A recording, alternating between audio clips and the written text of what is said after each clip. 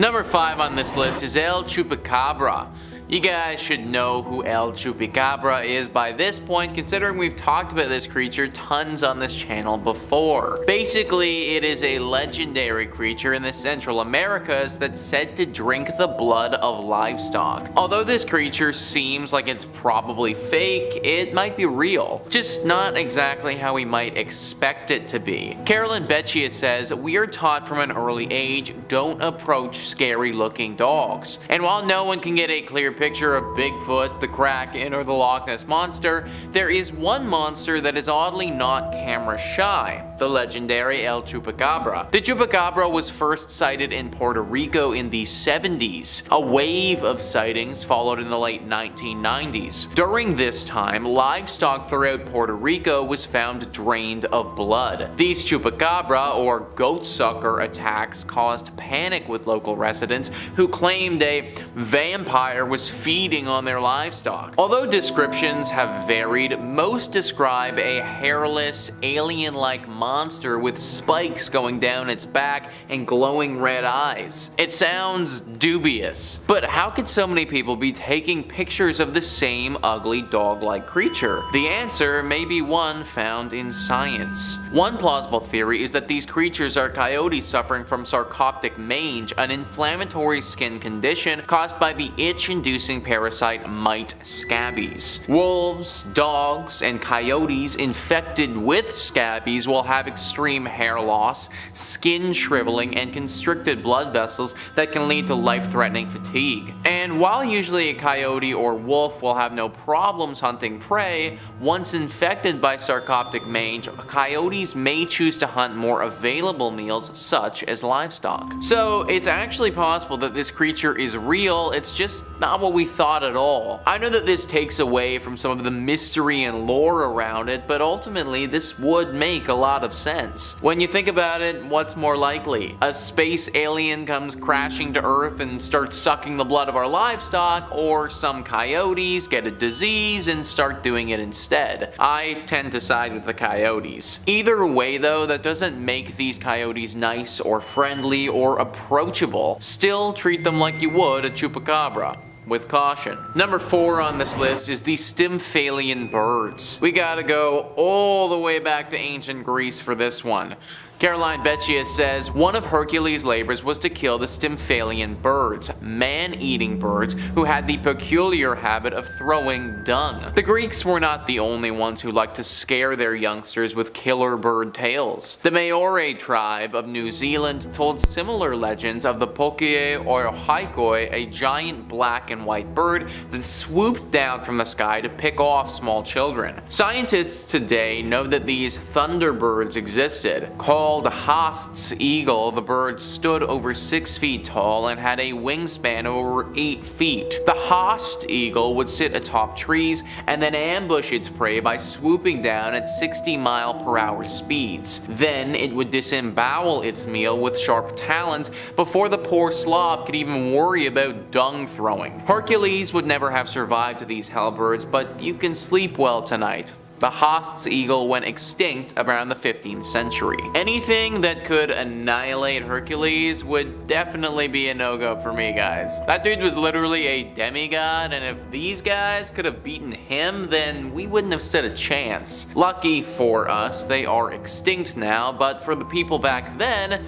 they would have had their hands full with these creatures. If, of course, they still had hands and the beast hadn't ripped them off yet. Number 3, the Texas Chainsaw Massacre. I didn't format this list very well because this is also a movie about a clan of inbred hillbilly killer people eaters. Wow, that rolls off the tongue. The original Texas Chainsaw is one of my favorite horror movies of all time. You can see I'm getting a little bit too excited talking about it. There's a little bounce in my step when I talk about Leatherface. It's gut-wrenchingly horrifying in a way that the sequels were just never able to capture. And despite its larger-than-life terrifying premise, the movie is very grounded and directed in such a grisly style that it seems more like evidence than a movie. It seems like something something truly happened to a bunch of hapless tourists. While the whole Sawyer clan are vile, it's Leatherface that dominates your attention, the wretched butcher of the family, clad in human skin, wielding a chainsaw behind dead, broken eyes, a scared, mentally feeble man doing what his parents want. Leatherface is one of the most terrifying horror movie icons ever, and he was based on a real man. Leatherface is inspired by the real-life butcher of Plainsville, Ed Gein, who is an infamous criminal who lived in Wisconsin on an isolated farmstead with his domineering mother. After his mother passed, Gein's mental state deteriorated very poorly, and he began robbing graves to satisfy his desires. Now, Gein wasn't just a grave robber, he was a killer too, let's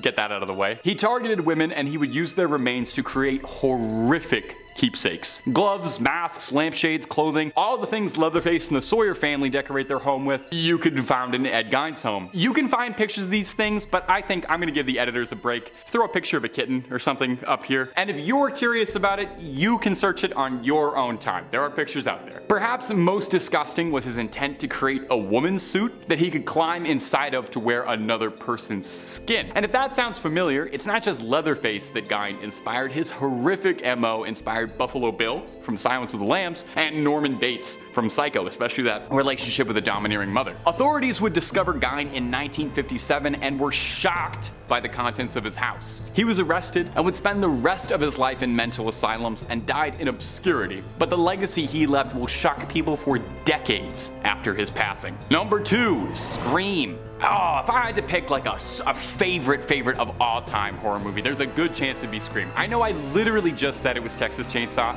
Scream's awesome. It's a fun, clever subversion and satire of tired horror movie tropes. A horror movie in which the characters know they're in a horror movie. And it's just a great slasher with an instantly iconic bad guy. Ghostface was an overnight icon as one of the coolest horror villains. He looks great on a t-shirt. Now, the Woodsboro Killer wasn't just inspired by his love of Michael Myers and Jason Voorhees, but by the real-life serial killer Danny Rawlings, known by his gruesome sobriquet, the Gainesville Ripper. Rowling was a delinquent living in Gainesville who had trouble keeping a job and had been arrested several times for robberies and once for stalking and peeping. Naughty naughty. In 1990, Rowling began a string of violent killings, exclusively against petite Caucasian college-aged brunettes. He would break into their homes, kill them, and defile their bodies. He would pose his victims in tableau and these disgusting scenes in the hopes that the police would be shocked by what he had left for them. Most horrifyingly though, all of this happened in the span of a few days, shocking the college town. It wasn't until later when a killing in a different town of Shreveport gave authorities enough information to put together key details and evidence connecting Rowling to both crimes and apprehend him. He was arrested and put to death. On trial, he said his goal was superstardom and he wanted to be a celebrity like Ted Bundy. Screenwriter for Scream, Kevin Williamson, said that while hearing the news about the Gainesville Ripper, he looked around his house and noticed a window open in his home that he couldn't remember leaving open, instantly terrifying him and causing his imagination to run wild, thinking about a killer prowling around town on young college women, seeking attention, treating it like a game. Now, while Ghostface might be kind of a fun horror movie icon, the real criminal behind him is downright horrifying. Coming in at the #1 spot today is going to be Borderland, which is a kind of unknown horror movie from 2007.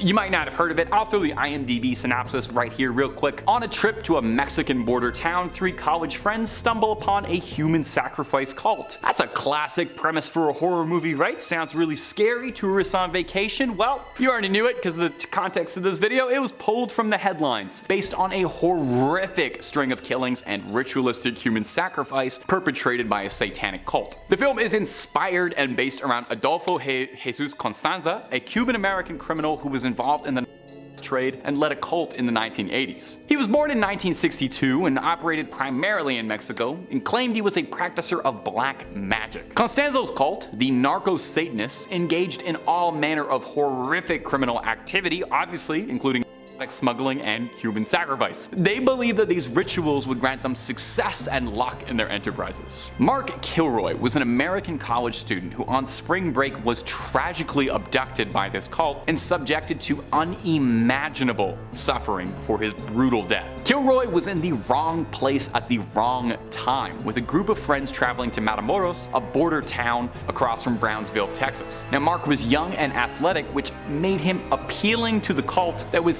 seeking out these traits for their sacrifices. He was captured, taken to a remote ranch, killed ritualistically, and discovered in a mass grave alongside other victims. The case was shocking, and it's this horrific glimpse into the darkest recesses of reality that inspired the film Borderland, reminding us sometimes that we really can't write anything scarier than what humans get up to on their own. Number 5 on this list is the Kool Brong. I'd never heard of this legend before, and I have to admit that it's pretty cool.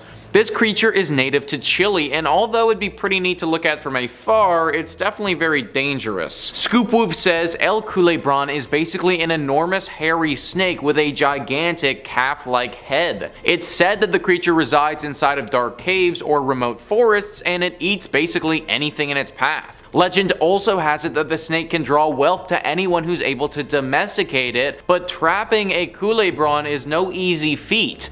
You have to find one in the wild, pluck 3 of its longest hair strands without getting eaten, and then put it in a bowl of milk. From that bowl, 3 baby Kool Brong will spring to life, and the strongest will eat the other 2 and become a full-fledged Kool Brong. From that point forward, owners have to maintain the snakes with sacrifices of animals or close relatives and leave the blood in a secret location that only the snake knows of. A very unique legend if you ask me. A very deadly, giant snake creature that has the ability to bring you great wealth, but only if you can breed one and domesticate it. The story that I read off doesn't go into deep detail on how they actually bring you wealth, which would definitely be of interest to me. Maybe they're kind of like truffle-sniffing pigs, except instead of truffles, they can smell gold or rare gems or something like that. Probably the reason that we don't know for sure how they bring us wealth is because so few have actually been able to be domesticated. First off, finding one of these creatures would be very hard, because it means you'd need to trek through the jungles and mountains of Chile. Then, after finding one of the rarest creatures in the world, you also need to fight one of the most deadly creatures in the world and pluck 3 hair strands off of it. Then you need to fully domesticate another one of these beasts in your home after you grow it from a bowl of milk. There is a lot of room for error here, guys, and I doubt that many people have been able to complete all of the steps. Keep an eye out though for the Kool Brong if you find yourself in Chile.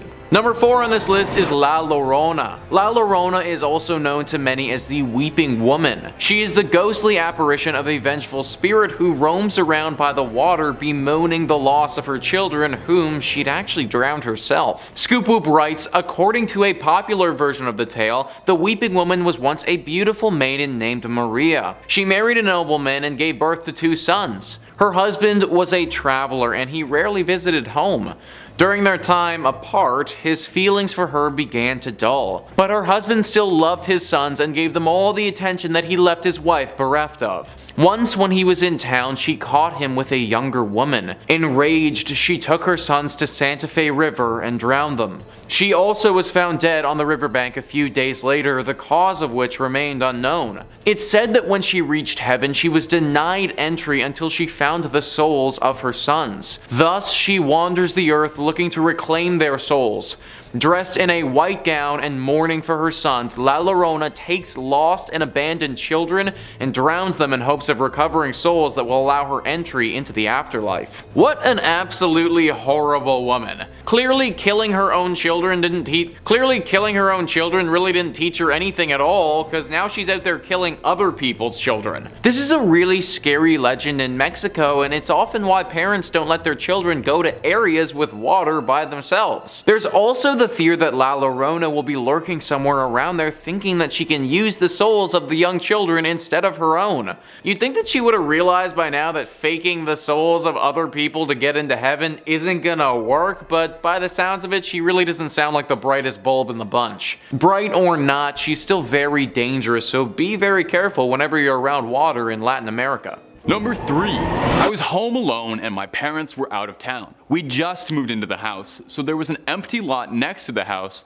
with a half-built house on it. My parents were the types to always leave the door unlocked. Well, they were gone. I was watching TV when all of a sudden, the door that leads into my garage from the inside starts to wiggle. I put my TV on mute to listen and I see it move this time. I start freaking out and I'm kind of in shock looking for the phone. I can't find the house phone, so I search for my cell. I remembered I left my charger in my parents' car, so now I am frantically looking for the house phone. Our house was pretty new. So my mom hadn't even put blinds or drapes up in the kitchen or living room. Again, no blinds, no phone. Whoever was wiggling the doorknob starts banging on the windows in the living room. I shoot upstairs looking frantically for the phone and also trying to figure out how and where I'd jump out of my house to get away from the maniac that's probably outside my door if I needed to. He then starts pounding on my door. I can tell at this point that he's using something metal or plastic by the sound of the thumps. I genuinely thought he was going to shoot my door open. I remember at that because I was mad at myself for being such a fool.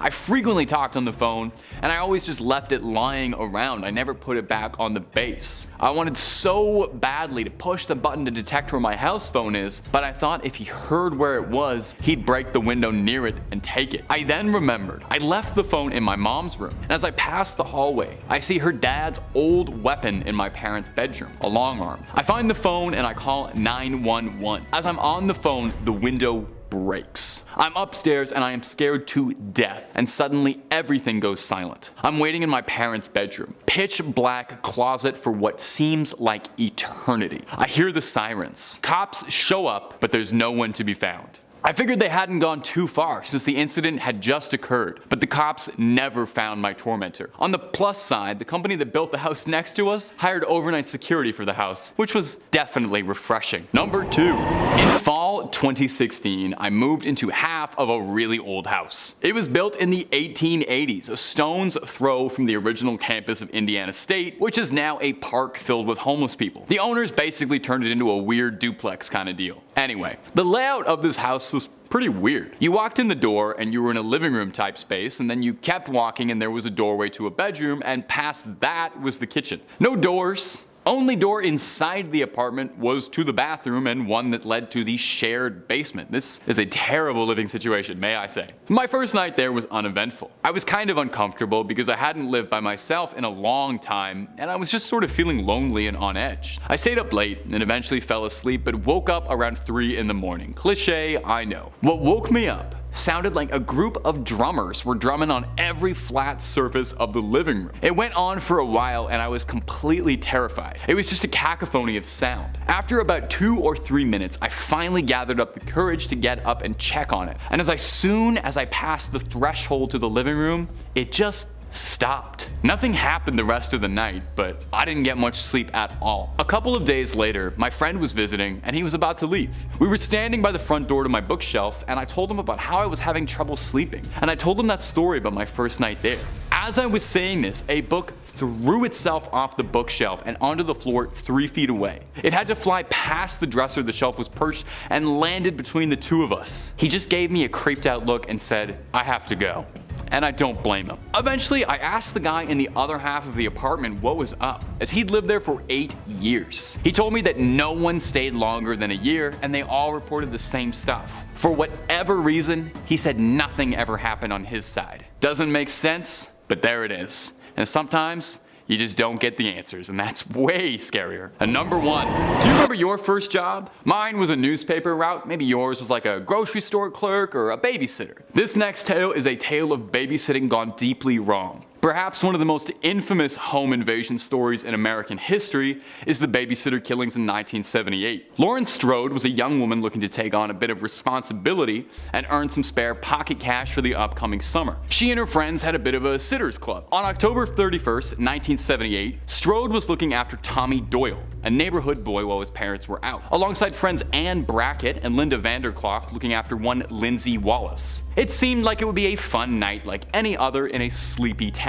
Unfortunately, unbeknownst to the girls, earlier that week a mental patient from Smith's Grove Sanitarium nearby had escaped containment and was on the loose and suspected to be around the Haddonfield area. A quiet investigation being led by Sheriff Brackett, Ann's father, and a psychiatrist at Smith's Grove was underway to try and apprehend the patient, who had been incarcerated after killing his sister years ago in a fit of unprecedented, terrifying violence. The patient had disguised himself and was stalking the streets of Haddonfield and had come across Strode out of a psychotic obsession. He stalked the girl for days until eventually making his move, and then proceeded to invade the home of Linda Vanderklok and strangled her alongside boyfriend Bobby Sims. Strode protected the youth she was looking after, and thankfully both Tommy Doyle and Lindsay Wallace were not harmed in any way, and boldly attacked the invader with a knitting needle, subduing him long enough for authorities to arrive, where he was apprehended and returned to Smith's Grove Sanitarium, where he remained for 40 years. Strode remained in Haddonfield, where she lives quietly and would prefer not to be disturbed, looking after her daughter and granddaughter, and does not celebrate Halloween much anymore.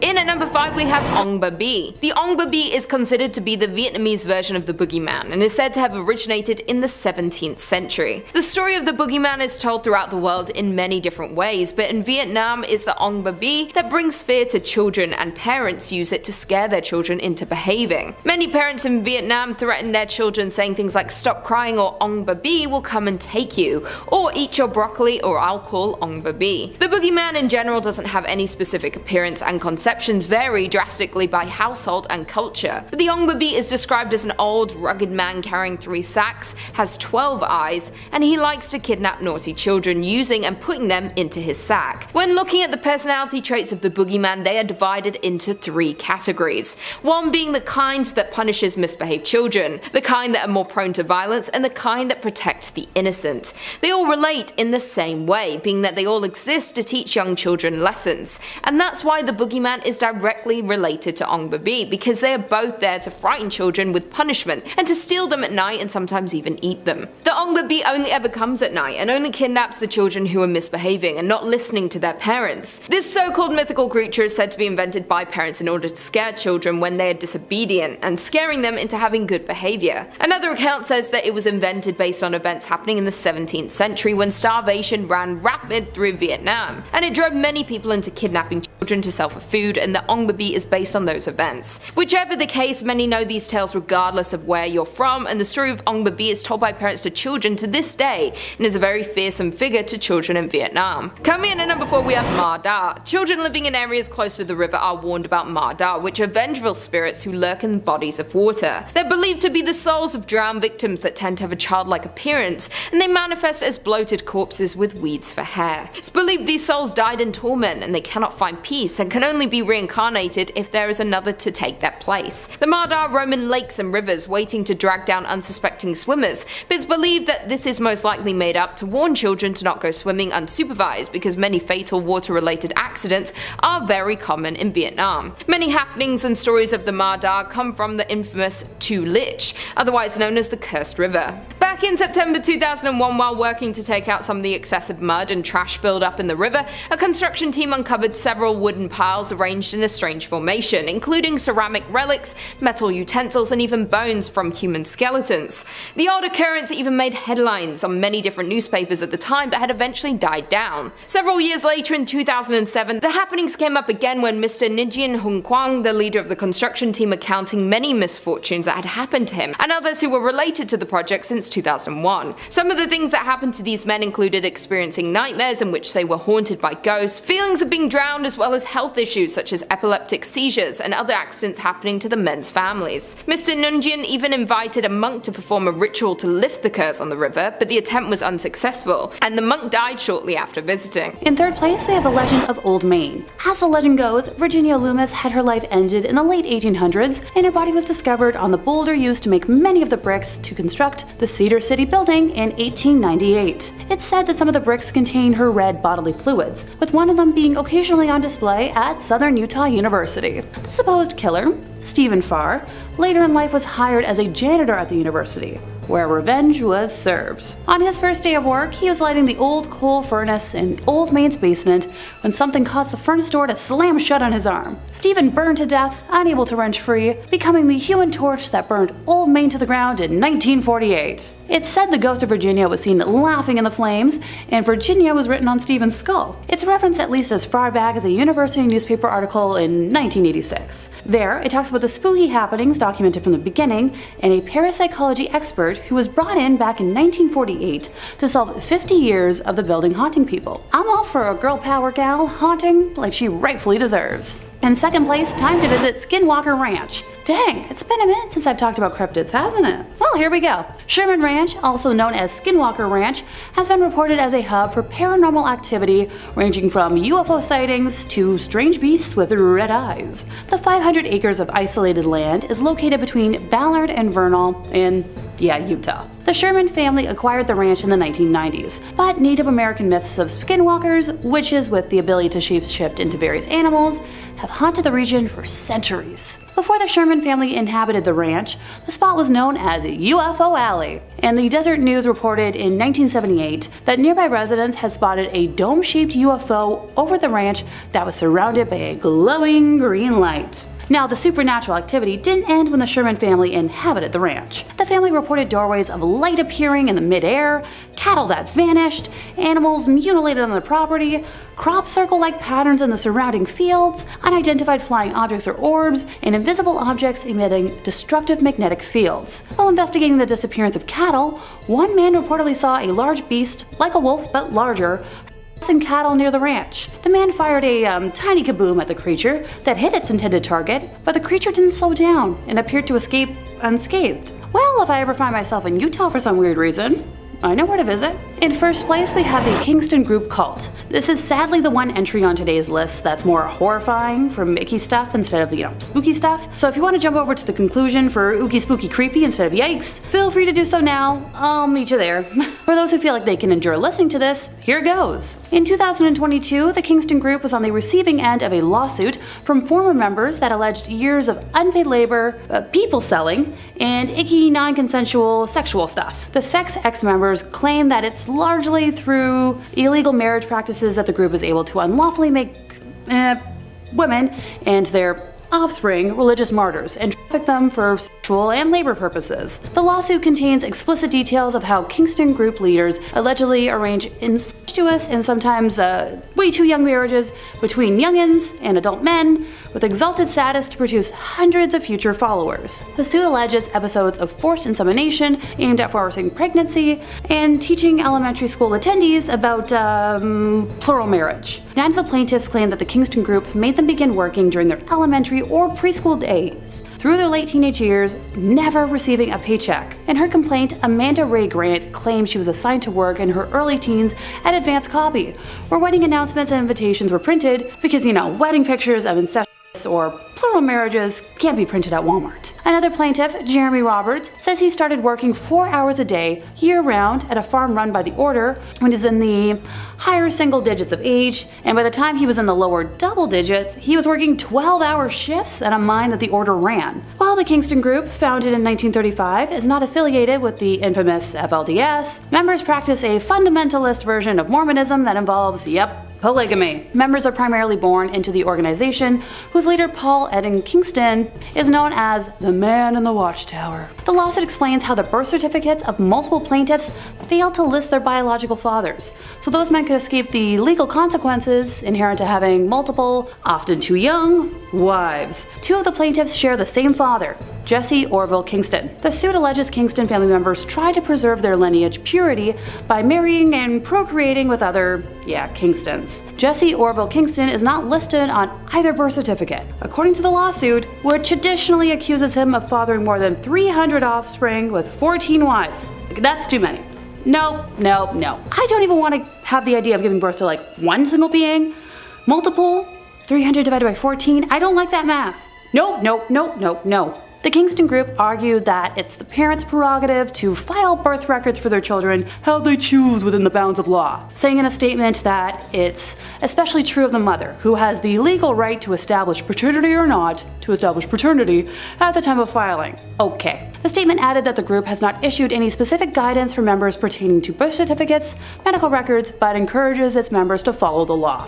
I'm calling bull. Anyone else? Coming in number 5, we've got the Ratman of Southoun. Who could forget Dear Rat Boy, am I right? Well, if you forgot him before, prepare to have some imagery burned into your brain for life. There are actually a couple of tales referring to a rat man from Southoun, so why not talk about both? The first is a little more fun and a little less tragic. Tragic nonetheless, but more juicy details and less cold-blooded murder. So according to some, at one point, the mayor of Southend was indeed a rat bastard. Not literally, but in the way that he constantly and unrepentantly cheated on his wife. Poor woman, although she did choose to marry a politician. So as divine punishment for this mayor's consistent adultery, his son was born with a rat face and a long tail. This did not sit well with the social climbing couple, but what could they do?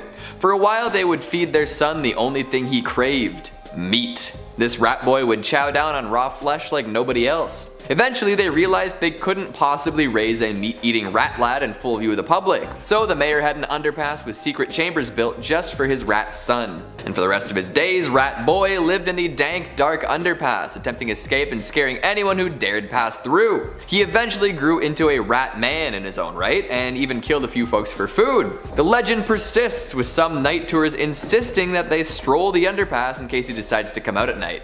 Yeesh. The second story has more to do with the man and also rats, but I'll tell it anyway. Apparently there was an old man also living below an underpass. He had no belongings save for his clothes and a blanket, and he did his best to stay hidden away. However, one day a group of rowdy teenagers came across this man and mercilessly beat him. Once he was incapacitated, they stole his blanket and left him to die in the cold. Unable to move due to his injuries, the man eventually did succumb to hypothermia. Following his death, hundreds of rats emerged from the shadows to consume his lifeless body. Thus began the legend of the Rat Man, consumed by the scurrying dark masses that plague the city. Some say that you can still hear strange scrabbly noises near that underpass. Could it be the descendants of those rats looking for more human flesh?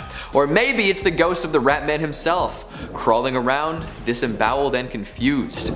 Coming in number 4, we've got fairy dogs. Doesn't that just sound lovely? Like a little dachshund puppy with little Tinkerbell wings? Well, that is not what these fairies are like. Of course, the fairies that folks see in Disney movies are much friendlier than the ones from folklore. Fairies of legend are often mischievous, looking to cause trouble in best case scenarios and trying to ruin people in harsher cases. So it stands to reason that fairy dogs might not be so sociable. No belly rubs or ear scratches will make these fearsome canines friendly. See, there's an idea out there that crossroads are the door to another world. If you make the wrong choice or linger too long, you might find yourself staring down a fairy, a demon, or a god. Not necessarily what the average person wants, you know? These otherworldly beings usually live their lives unseen and unsensed by us, but at crossroads their actions might become more apparent. Some crossroads might even feature a fairy dog or two. These four-legged fiends guard the entrance. They're known for glowing bright green, making sure you don't mistake them for a regular dog. And if you see one, it's best to turn around. They'll bark twice as a warning. Alright, 2, remember that. And don't worry if you think you might miss one of these barks, they're as loud and commanding as they come. But if you do not heed this warning and the dog gets out a third bark, you are doomed. Sure, good things come in threes, just not this time. Hey guys, if you're liking the video so far, make sure to give it a big thumbs up, it really helps us with the algorithm. On with the list. In third place, we've got a Scummy Rich Man. 20-year-old Allison worked in a sushi restaurant all during college, and one fateful night, noticed an attractive man and his friend during a crazy dinner rush. She described herself as running around like crazy, but managed to give them good service, and in return they tipped well, making them memorable. After the shift, she was at home enjoying an adult beverage and mindlessly swiping on Tinder, trying to recover from all the craziness of the night, when she spotted a profile matching the man from earlier, who was easy to recognize from his distinctive face and tattoos. She took a chance, swiped right, and fell asleep from exhaustion. The next day she woke up to find out that they had matched, and he'd sent some pretty sweet messages. She decided to engage in conversation, finding out he was in town for business, and he proceeded to ask her out for dinner that night at a fancy restaurant. Thanks to encouragement from her roomies, Allison said yes. The man originally insisted on picking her up, but thankfully Allison was adamant on canceling the date if he continued. If you ask me, red flag number 1 for this gal. The two met up at said fancy restaurant, where the man proceeded to order a $200 bottle of wine, lobster, and more,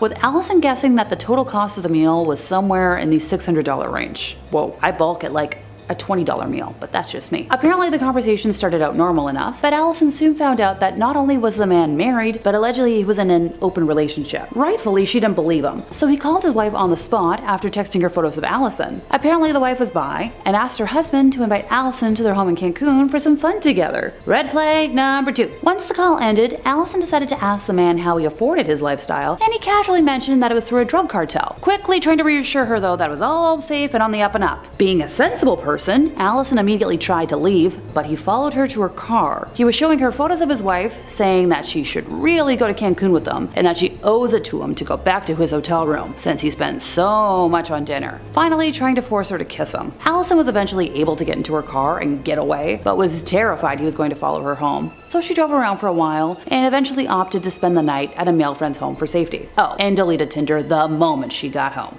In second place, we have a first date gone sour. User Teeny Gecko on Reddit is to thank for sharing this horror tale with the interwebs, and since my tongue is in the mood to trip today, for simplicity's sake, I'll refer to her as Teeny. During a day of mindless swiping, she came across the profile of a guy named Carlos, thought he was cute, and as one does, swiped right, which resulted in an instant match. They chatted for a while and made plans to meet up at a local carnival at 9 p.m. the next night. Teeny arrived on time but heard nothing from Carlos until he called her at 9:30, claiming to have overslept from a nap, and she told him not to bother showing up, saying they'd try again another time. Unfortunately for our romantic pairing, Teeny's dad suddenly took ill, and she spent the next 6 weeks visiting him daily in the hospital. And between that and work, didn't really have time to date, which made Carlos angry. He made a fake Instagram account, which he used to follow Teeny and everyone that she followed. One night in particular, Teeny's sister had flown into town to visit their dad, and they had gone out to dinner with a group of friends, which had been posted to a friend's public Instagram story. Carlos showed up at the restaurant to confront Teeny, yelling all sorts of profanities. Yeah, I don't think I can say those. And thankfully, a waiter who witnessed the entire exchange called the police. For over 10 months, since Carlos had Teeny's number, he kept calling her using different phones, and she'd pick up the phone to hear only the sound of him breathing. One day in particular, Teeny was expecting a call from a friend and noticed a missed call from a landline she thought belonged to that friend, so she called it back and wound up talking to Carlos's mom. She took the opportunity to tell his mom everything, shaking the entire time, worried the mom wouldn't believe her. Now, lucky for Teeny, not only did the mom believe her, but begged Teeny not to call the cops, but to call her directly if she ever heard from Carlos ever again. Thankfully, there's a happy ending to this listing because Carlos never contacted Teeny ever again. In our first place today, we have a stalker. Just a warning for y'all out there watching, this is probably the most my stomach has ever been nauseous while working on a video. In terms of content warning, I will be discussing life ending, so if that's triggering for you, please just skip to the conclusion or feel free to skedaddle. I promise you're not gonna hurt my feelings. Our story begins the same as the rest, with 21-year-old Britt scrolling through Tinder, finding a 27-year-old named Matt that seemed pretty neat. They worked in the same industry, both enjoyed Star Wars and other fandoms, so she swiped right. Of course they matched, or else I wouldn't be talking about the sicky tale today. They talked for hours that first night and realized they had mutual friends, so Britt felt safe enough to meet up with Matt for a public date. The date went well and evolved into a steady relationship.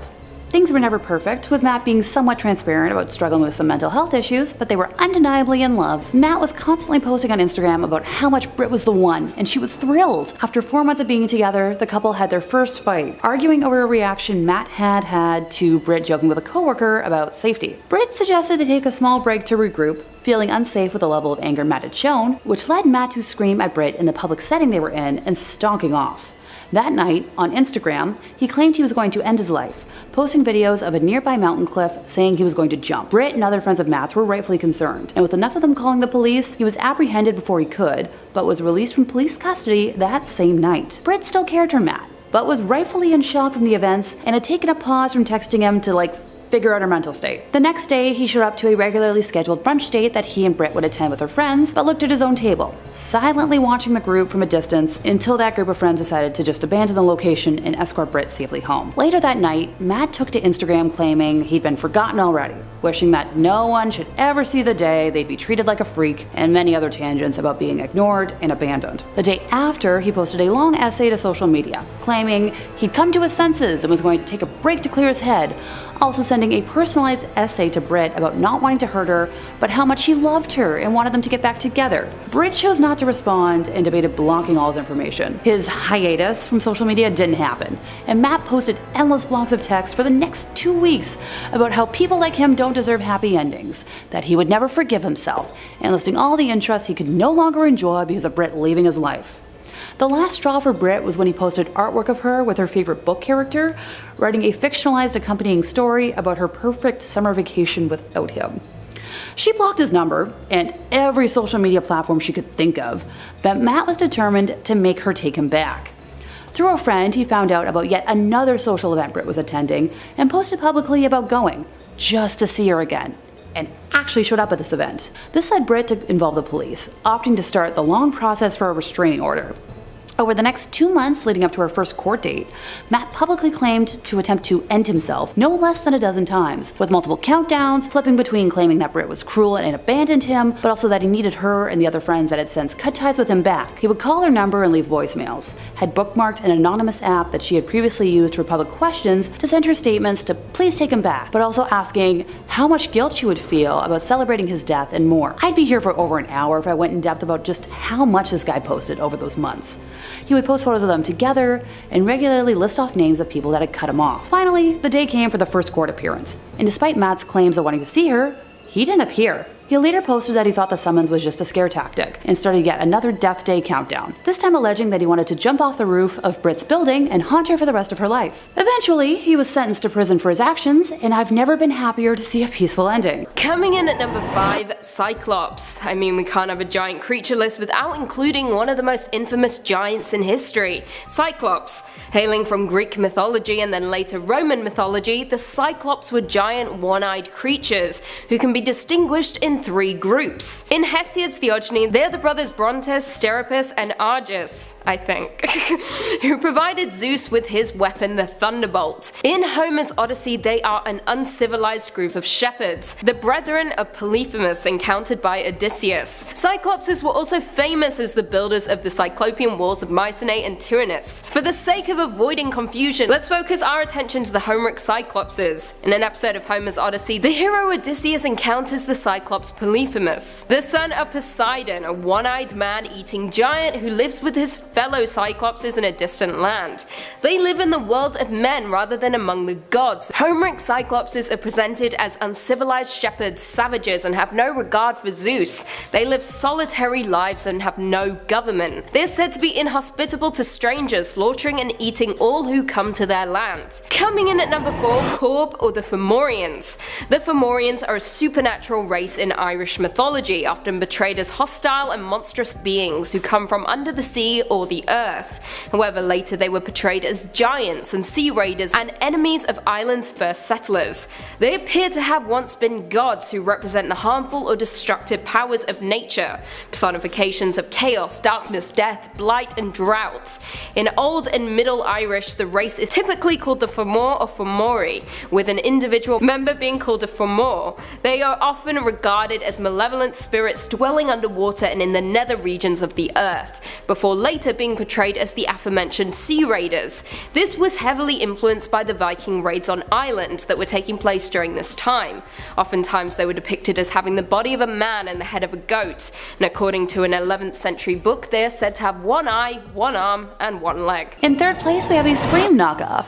While Taylor was in her last year of university, she was determined to make extra money and decided to post ads online for babysitting and dog walking services, adding photos of herself and her phone number in an attempt to appear as legitimate as possible. Roughly an hour after finalizing her posting, Taylor was cooking herself dinner and heard her cell phone ringing from where she left it in her upstairs bedroom. Sadly, she couldn't retrieve it immediately since, she was handling a lot of hot pans, so she let it ring out. A few minutes later, it began to ring again, and when she didn't retrieve that call either, whoever it was called back, and repeatedly until she was finally able to leave her pans and bolt upstairs to answer it. When she picked up, all that she could hear was heavy breathing, so after she didn't get a reply, she hung up, but the phone rang again the moment she put it down. Annoyed by this point, and I would be too, Taylor picked up once again, this time finally encountering a male voice. The conversation began normally, so Taylor assumed that the call before was just a bad connection. He explained that he had a duo of very young offspring and wanted to know if she thought she could handle that responsibility. Taylor informed him that she had experienced dealing with poorly behaved clientele before and assured the man that she could handle what he was describing. The man followed up by asking if she could do any overnights, and this is where the red flag started to kick in for Taylor. Dang, I should have brought one today with me to count them off. Oh well, just imagine it, right here. Whee! Thanks to common sense kicking in, she firmly said that she would not babysit overnight and was met with only heavy breathing in response. She asked if he was still there, and after a period of silence, the voice asked, "Are you a virgin?" Taylor, completely stunned, hung up the phone immediately. The phone kept ringing non-stop for the next hour. The awful man had withheld his number, so she couldn't specifically block that number at first, but then eventually found the function to block withheld numbers on her phone, did it, deleted her number from the ad site, and then went on to message every other person on there in her local area with a babysitting ad to warn them, finding out that this caller was a common annoyance or rite of passage to those who had listed their numbers. Poor Taylor was so scared that she was jumping at every shadow for the rest of the evening. In second place, we have the end of a life. Sheila Schrock was a teenage orphan who lived with her older brother in Birmingham, Michigan, an attractive and affluent community. Sheila was babysitting in an upstairs room of a house at 1772 Villa Street early in the evening of January 19th of 1976 when she was surprised by a man who had just come from breaking into 3 other houses in the neighborhood, holding a pry bar and a screwdriver. Her assailant, described by a witness as a thin young white male, somewhere between the ages of 18 to 25, around 5'10" or 6 feet, with a sparse beard, prominent nose, pointed chin, removed her clothing, forcibly fornicated with her, and as this horrified neighbor witness watched from a nearby roof from which he was shoveling snow, ended her with a series of shots from a semi-automatic. That's specific. Allegedly, the attacker looted the home, making off with a firearm, jewelry, and blended in with the crowd on the street to escape. The eyewitness described the vehicle as a 1967 Cadillac, and even with all this detailing, he has never been apprehended. Poor Sheila. Like, that is such a specific remembrance of somebody's face, and even with all that, you can't apprehend him? Dang. In first place, we have a complete kidnapping. On October 24th of 1953, Viggo Rasmussen, a professor at La Crosse State College in Wisconsin, hired Evelyn Hartley, the daughter of a fellow professor, to take care of his own very young daughter. That evening, Evelyn's father Richard called the Rasmussen house several times after she failed to check in as planned around 8:30 p.m. and was met with no answer each time. Concerned, he drove to the house, and when he arrived, the doors were locked, the lights and radio were on, and items were scattered all over the house. The living room furniture had been moved around to different places, ditto for Evelyn's school books. Richard found her shoes in different rooms, with one shoe upstairs and another downstairs. He also found his daughter's broken glasses upstairs, but no sign of his actual daughter anywhere in the home. During the search of the house, Richard observed that every room that could be locked was in fact locked, minus a basement room at the back of the house that had an opened window that was missing a screen. The missing screen was located outside of the room in the backyard, leaning against a short step ladder. Pry marks were found on some of the windows, and footprints had been found in areas of the house, along with traces of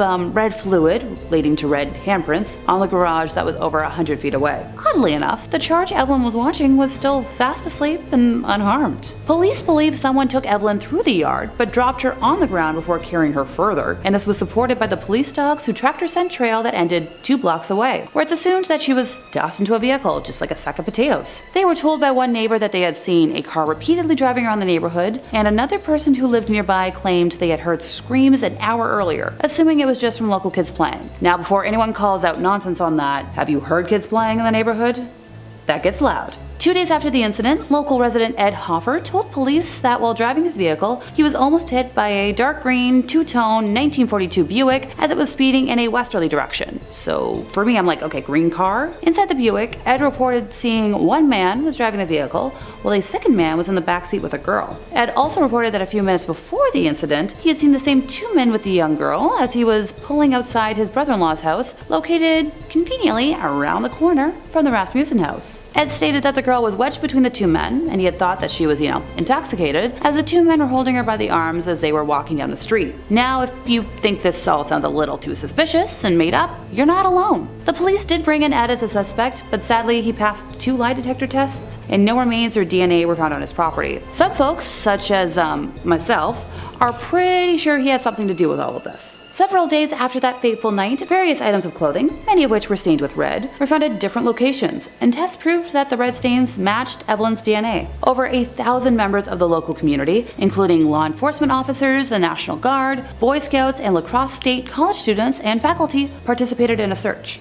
A vehicle inspection program was also undertaken with the intent of searching every vehicle in La Crosse County. Gas station attendants were asked to check cars for red stains, and recent graves were reopened to determine if Evelyn's remains were placed with a recent burial. In May of 1954, mass lie detector tests were conducted on La Crosse area high school boys in an attempt to find out more information about Evelyn's disappearance. Though local authorities had planned to test, 1,750 students and faculty, the testing was controversial and was halted after around 300 were tested. And to this day, no clue what happened to Evelyn. Number 5 is Slaughterhouse Canyon. Slaughterhouse Canyon is home to one of the most tragic stories I have ever heard. In the early 1800s, a family lived remotely in this area. There were 4 of them. The mother, the father, and 2 children. The father would travel into this canyon and have to leave his family for extended periods of time. These trips were for food, money, clothes, anything to assist his family's survival. One day during his journey, he was lost to the rocks and did not return. Without the assistance from the father, the remainder of the family started to starve. Slowly dying of famine and having no resources, the family, and most specifically the mother, lost her mind. Her madness reached a state that she could no longer come back from, and the incessant bawling of her children for food became too loud in her mind to bear. Dressing herself in her wedding gown, she walked her children to a nearby river and threw them in it to let them drown in the water. Realizing what she had done, her cries filled and echoed throughout the canyon until not long after, she finally perished to starvation herself. It is said that this canyon is still haunted by her undead spirit, that anyone who sets foot on these grounds will hear the shrieks that echoed throughout the canyon centuries earlier, and that extended exposure to this area will cause one to lose their mind exactly how the mother did. Many people report having extreme anxiety when in this area and a deep desire to leave. Perhaps that is the mother spirit attempting to warn people of this canyon so no one suffers the same fate that her family did. Regardless of her intentions though, it's safe to say that Slaughterhouse Canyon is deeply haunted.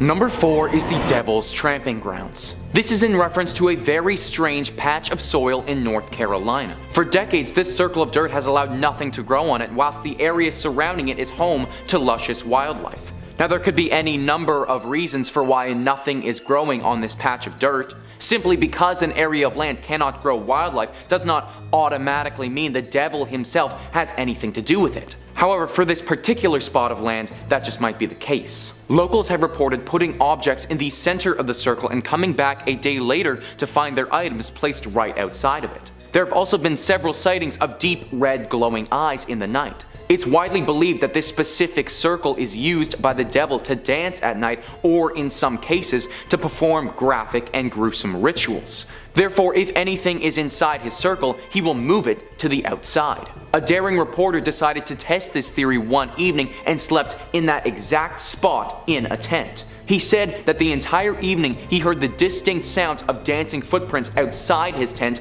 but couldn't spot anything when he looked outside. Whether it's the devil or a strange phantom creature performing strange phantom rituals, it's clear that something is not right with this dead patch of dirt. Number 3. The Stalker. Michael Melanson is a former Marine and foster parent living in a small community in California called Kings Canyon. While checking his Snapchat messages, Melanson noticed something unsettling. Among these usual snaps was one that stood out from an unrecognized username. Intrigued, Melanson opened the snaps, unsure what to expect. What he saw made this fully trained Marine chill. The message was a picture of Melanson with an unnerving caption saying, "See you soon." More pictures would get sent showing places on Melanson's daily routine. His gym, his favorite coffee shop, a close-up picture of the street sign where he lived. I would probably block that guy and actually chuck my phone into the river. I think that guy from 2 points ago had the right idea. But Melanson reached out to the authorities. It seemed like the Marine had a stalker. The police had advised him to save and document all of the messages as evidence, and they launched an investigation, although little came of it. Surprise, surprise. The snaps continued and grew more invasive. More photos of the neighborhood and frequent hotspots. It reached its peak when one of the photos was that of Michael inside his own home. Michael then fitted his house with security cameras and confided with friends about what was happening. He became hyper aware of his surroundings, constantly pinging and scanning for any threats. The stalker seemed to have calmed down and the messages were dwindling out. Was it over? If only. Eventually, the police were able to track the IP to a location nearby. The subject was a disturbed individual with a fascination with Melanson, a young man by the name of Riley Poeta, who worked at the bowling alley Melanson lived below and frequented and did most of his business in. He was taken in. The story is a modern-day horror movie plot, a reminder that not everyone in your neighborhood is as friendly as you might want them to be, and with the right information, anyone can get a hold of you. Truly spine-chilling stuff. Number 2. Thomas Sparks. Thomas Sparks was an amateur athlete who used his Snapchat mostly to highlight his athletics and daily vlogs about his life. A gymnast trying to attain as many world records as he could, and he might have broken the record for most haunted Snapchat story out there. Dubious one. Listen to the story he posted to Reddit. One day while browsing the app, Sparks uncovered a filter he hadn't seen advertised anywhere, which allegedly would show supernatural entities on camera. A joke, obviously, just meant for fun. Sounds fun. Sparks uploaded a few videos showing off the filter, thinking it nothing more than a game. But as the days went on, Sparks noticed that even when he wasn't using his phone at all, he would occasionally catch glimpses of ghostly figures in his vision, vanishing when he tried to meet them head on. Sparks attributed it to working out maybe a little bit too hard and not getting enough rest and not drinking enough water. Stay hydrated. If you learn anything from Top 5 Scary, stay hydrated. Sparks said that after about a week after installing the filter, he began hearing faint whispers when he was alone in his bedroom, and even reported that some objects seemingly were moving on their own. A lamp moved across his bedroom, things not being where he'd left it. Sparks was growing incredibly paranoid, I think as most of us would be if we invited a ghost into our home. Thomas contacted Snapchat support, but unsurprisingly, they didn't have much to offer for him, instead only giving a generic message stating that the filter is just a playful feature and the company doesn't take any responsibility for any paranormal hauntings that could occur as a side effect. Well, they probably didn't say that, but hey, have you ever read all of Snapchat's terms and conditions? That might be in there. Nobody's gonna sit down and read all that. They might have something about ghosts. Out of ideas, Sparks deleted the app from his phone and claimed that he'd stopped experiencing any of the paranormal activity that was bugging him before, and has since not used the app whatsoever. What do you think, gang? Was Sparks telling the truth? Did he unintentionally become a conduit for spiritual activity? Or is he taking home a gold medal for creative storytelling? You tell us. Also, shout out to this guy just deleting the app. Everybody else went through all this like hullabaloo, but he was the only guy who just figured out like, oh yeah, I'll just get rid of this. Seems way easier than anything else. And finally, number 1. Snapchat stories can be a very mixed bag. There's good odds most of what you'll see is just sponsored junk, ads for IGN, models doing their thing, you know. But every now and then you come across something that catches your eye and hooks you in, maybe too far. That's what happened to James Brett Varney, an educator from Moncton, New Brunswick. Varney reportedly, while scrolling through stories, clicked on one from a profile he hadn't heard of called Unknown Realms. The story in question was a series of random, quickly edited, unsettling videos. Cryptic symbols, unintelligible writing and sounds, and quick flashes of people in dark robes surrounded by candles and ominous objects looking like a deleted scene out of Eyes Wide Shut. Varney was naturally unnerved by what he had seen, but brushed it off, assuming it was probably just, you know, promo for some sleeper indie horror A24 hit that your friends are all gonna say is really good, but you're never actually gonna watch. As time went on though, Varney found himself thinking more and more about the flashing images, saying that it felt like it was a dream replaying in his head over and over, and it was bothering him infinitely more than some stupid little Snapchat story should. He kept coming back to it to watch it over and over again to see if there was anything he missed. He said he felt like it was an invitation to some cult. He researched Unknown Realms for a bit, but wasn't finding anything to attach it. No project, no movie, no video game. James went to report the story to the authorities to see if they'd help him, but found that when he did, the video had been scrubbed from the app. Confused, James went on to research more into the phenomena and found others online who claimed to have all seen the same mysterious story. No one was able to get to the bottom of it. Recruitment tool for a clandestine organization? Art project by some bored art majors? We might never know. A reminder that there is so much hiding on the boundless wild west of cyberspace we may never get the answers to. And you know what? That's not such a bad thing. Sometimes some stories are better left untold, some snaps better left unopened. Coming in at number 5, we've got the Black Shuck. This unbelievable creature is no fairy dog, that's for sure, although those aren't anything to laugh about either. This is the true terror dog, the brutal big bad boy. The canine carnivore fueled by carnage, a hate-eyed and vengeful black dog full of rage and malice. There are all sorts of variants based on where you are, from the Gargas to the Gytrash to the Padfoot, but the one best known could be the Black Shuck. Take one look, and you're out of luck. Some say that this thing is the embodiment of Satan. Wherever it goes, destruction follows. A harbinger of doom with blazing red eyes. If you see one, you're supposed to hide or make sure not to look at it. If you neglect to avert your gaze, your luck will get so bad that you will die within the year. There's one tale of a Suffolk church that tells of a Black Shuck visit back in 1577. The enormous dog came running in, killed the man and boy, and caused the steeple to collapse through the roof. Then it left in a hurry, leaving dark scorch marks on the door. And that was just one little tale. Even if you are a dog person, you don't want to run into one of these. Something tells me a treat won't smooth things over. Coming in at number 4, we've got the Suchumo. Monsters have been mashed for as long as we can remember, and it's not always a graveyard smash, mind you. Sometimes it's the combination of many real, living creatures to make something extra nightmarish. This is a beast with the body of a tiger, the limbs of a spider, and the face of a demon. Part real mammal, part real, albeit much smaller arachnid, and part mythical monster. Apparently Suchumo were known for eating travelers as they made their way across the countryside. In the remote fields, no one can hear you scream. 1 or 2 traveling morsels wouldn't be enough for them either. In one tale, a powerful warrior took one down and sliced it open, to loot the body. This ancient hero was playing Dungeons and Dragons way before anyone else, setting the stage for countless boss encounters. This thing definitely reeks of big bad guy, although I don't know what kind of DM would unleash such a presence on Earth. Back to the story though. Inside the Suchumo were 1,990 skulls, 10 shy of 2,000.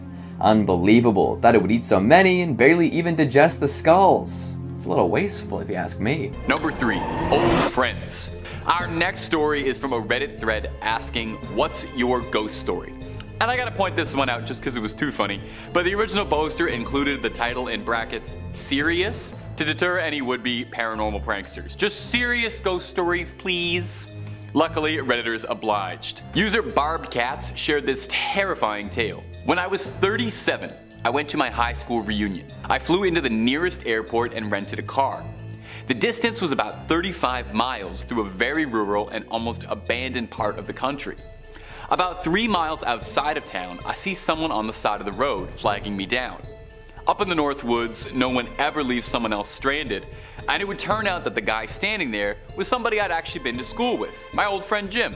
Jim gets in the car and we start talking, catching up. I hadn't seen him in 20 years, but he still looked the same, maybe just a little bit older. We get to town and I ask him if he wants to come to the reunion with me and have a drink. He says no, just take me back home. Jim's parents had lived only a few blocks from my grandmother's, and I turned in that direction, but he said to take him to the part of town that really was just the outskirts, up by the fairground and the cemetery. There was a mobile home park out there, and I figured that must be where he lived. When we reached the end of the turn, he said, just drop me off here. It was nice to see you again.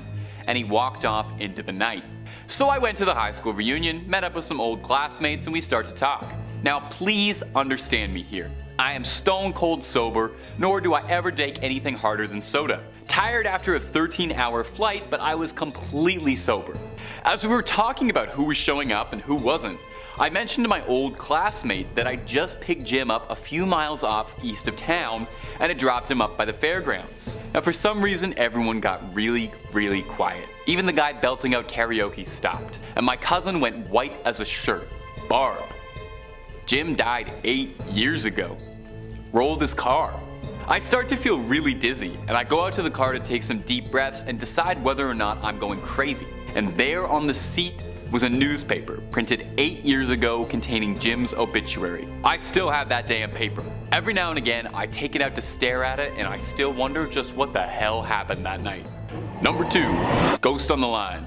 The next story comes to us from a thread asking law enforcement officers of Reddit what is the creepiest call that you've ever been on. We got a very creepy answer from user Smokey Bonaparte sharing this creepy little tale. The Redditor writes, 911 dispatcher calling in. We received a call from an elderly lady who had trouble breathing. I had taken several calls from her before and her husband in the past, so I recognized the voice. I dispatched an ambulance to her residence and held her on the line trying to keep her calm while the ambulance was responding. Ambulances advised that they had a 15-minute ETA as she was in a very rural part of West Virginia. I'm talking to her just about her husband and how she was doing, and just making pretty standard small talk with her. The ambulance arrives and I let them know that she is in severe respiratory distress, and I still had her on the line. I let her know the ambulance is coming to her door, to go answer the door, and she says okay, and hangs up the phone. Oh, that's pretty normal, right? Well, here's where it gets very weird. The EMT and paramedic on scene call back about a minute after, and they say that no one is answering the door. We have a sheriff in the area pulling on scene about that time. The sheriff unit confirmed the address, and he's breaching the door to make access to the PT. 5 minutes go by, and the paramedic on scene radios to ask me who called. I tell him it was the elderly woman who lived on residence. He tells me he's going to call this in and he needs to speak with my shift supervisor. We get him over to the supervisor and the supervisor confirms the same information I relayed, that it was all correct, and asks what's going on. Apparently the old woman had been dead for a while and was already in full rigor mortis. They thought I was wrong on the caller, but the other dispatchers played it back for them and confirmed it was the old woman who called. The ambulance transferred the hospital and we got the same calls and disbelief from the doctors. But I took a call from a ghost that day. Number 1. Uninvited guest. Closing off our list is this story which chilled my spine like Sub-Zero. Coming to us from user Parole Model, which, hey, by the way, love the pun. It was from an Ask Reddit thread asking, what's the creepiest thing that's ever happened to you? Lots and lots and lots of good ones, but this one took the cake. So lend an ear. I used to visit my friend at her house out in a rural farming area before she moved. I'd sleep over a lot and we'd just hang out and draw. I usually slept in the living room and on the couch, and there were 2 mirrors in the room that were fairly close to the TV. When the TV was off and I was walking by, I started seeing shadows move behind me. I thought it might just be something off the TV screen, and then one evening I walked into the living room to get my sketchbook so I could sketch in her bedroom. I bent over and picked it up, stood up straight, and I looked in the mirror and saw a man behind me. A man standing in the hallway leading to the living room. He was average height, bald, and a bit old. I turned to look at him and no one was there. I turned to look at the mirror again and he was gone. I felt more than a little spooked. Another time we were just sitting in the living room and we heard what sounded like a kid's footsteps running across upstairs quickly. She had 2 adult siblings, but they were out at work leaving us all alone. Around that time I decided to sleep in my friend's room instead of the living room, only to wake up in the middle of the night to see 4 posters slowly get peeled off the wall. No, it wasn't just them falling and dragging each other down. It looked as if someone was carefully unsticking the tape and removing them. The next morning my friend put them back up saying, well, I need to get some better tape. She and her family eventually moved out because they couldn't afford to keep living there anymore. We'd never really talked about anything that had happened in that house, as if talking about it might actually make it worse. But after she moved, I finally confronted her and said it. I said, dude, your house was haunted. I hope you knew that. She replied, yeah, we knew it was. Some guy and his granddaughter used to live there, but he took her life and then took his own. So it was probably them or something. I never told you because I didn't want to scare you. Later, she would dig out a copy of a news article she got from a local paper about the crime. The picture that went with the article was the exact man I saw all those years ago. Number 5, hit and run. A hit and run is probably in the top 5 lamest things that can happen to you. Simpsons Hit and Run, however, fantastic. Someone hits your car and then doesn't have the decency to pull over and check in on what's wrong. Even more frustrating is to know that you'll probably never get to find out who did it unless you have the army of the internet on your side. A Reddit user named Meatheaded had experienced a hit and run and, frustrated and at a loss, turned to Reddit to try and find some answers with what little evidence he had to offer. When he posted a picture of a broken headlight to r/what is this thing, he probably didn't expect as much of a response as he got, as it was kind of an odd question. But some 400 comments later, and Redditors had managed to accurately find the model of the car down to the make, model, and year, and all of this just off of a bit of broken plastic and glass. Meatheaded then took the information and ran it through a database and found a 91 gray Cadillac that had been reported stolen. Meatheaded sent the data over to the traffic crimes unit of his local police department and were able to corroborate the data to track down the missing car and the suspect. Again, all just on a blurry photo of a broken headlight, which is downright incredible. Not only did they manage to find the car, but they also managed to connect it to a theft, busting 2 crimes with 1 post. Most Reddit posts don't get nearly that lucky. At most, you're getting a few upvotes, not solving a crime. And if you've got a love for scary videos, my friends, let us know. Subscribe to catch more of them every day, twice a day. Let's keep going. Number 4, phone scam. Now, not every crime has to be a grim one. Sometimes it's as simple as helping somebody get out of a scam. In 2019, an anonymous Redditor posted a complaint to the Reddit Bureau of Investigation subreddit, complaining that he had been scammed while trying to sell his phone privately. The Redditor had been in a bad situation, in dire straits, needed some quick cash, and was selling off an old phone to someone he'd met on a local listing site like Craigslist. He met the customer, who asked to meet late at night. Not thinking too much of it, the Redditor obliged, only to have his phone swiped quickly, and when he noticed the money he'd been given, he noticed that it was all counterfeit bills. Frustrated and scammed, He was helpless with no idea what to do. A Redditor reached out to the original poster and helped them track the number that he was given to contact the scammer. They searched through and found that it belonged to a 75-year-old man who didn't quite add up.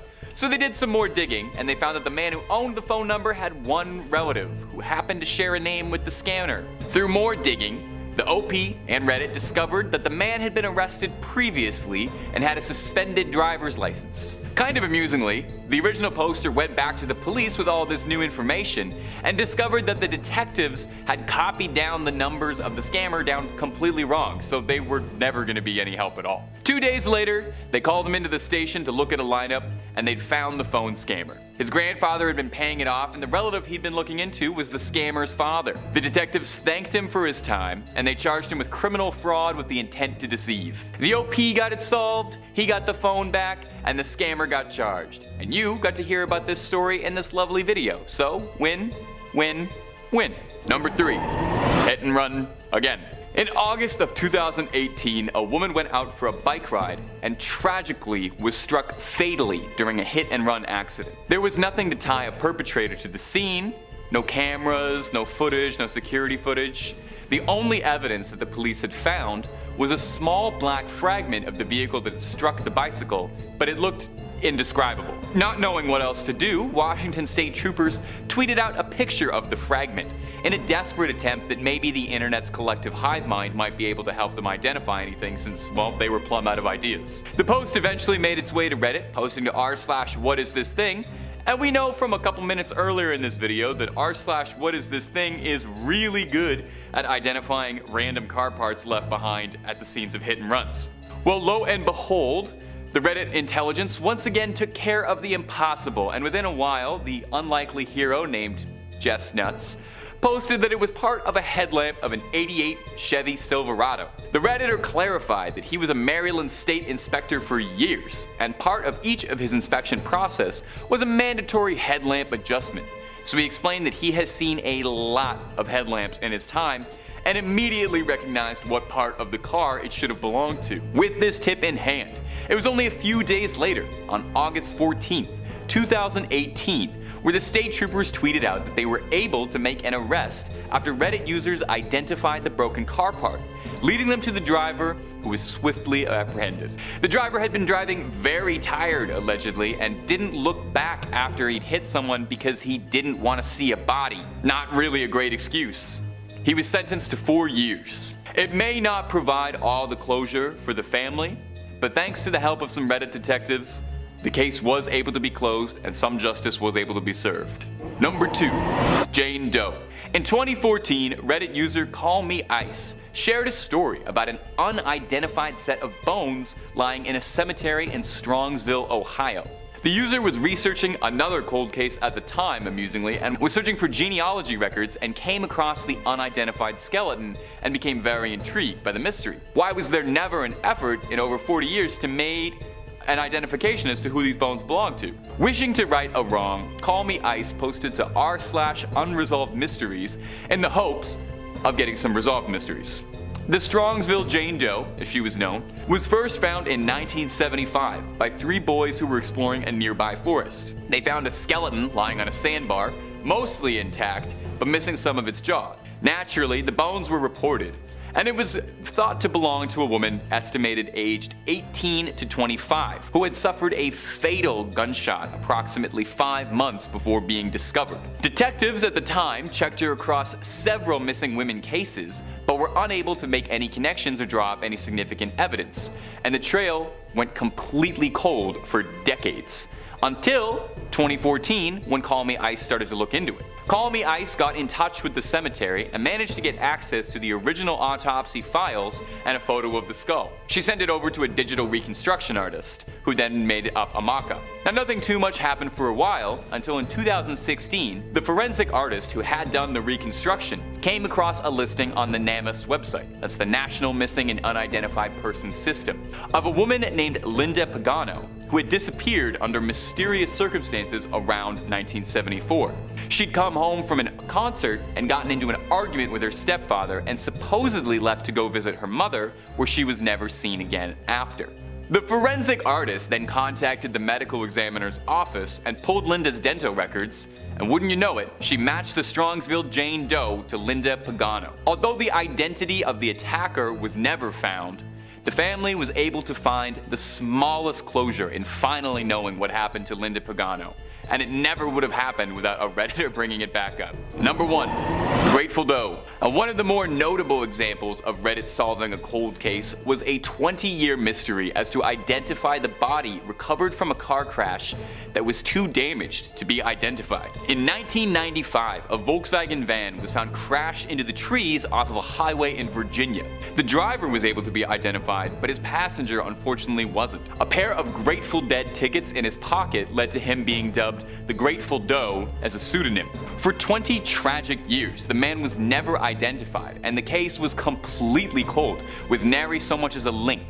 Until a Redditor caught wind of the case and was intrigued by it and opened it back up herself. The user then made a subreddit specifically for this case called r/Grateful Doe, and suddenly there was all this renewed interest from the greater collective of people working pro bono to try and find any connections they could.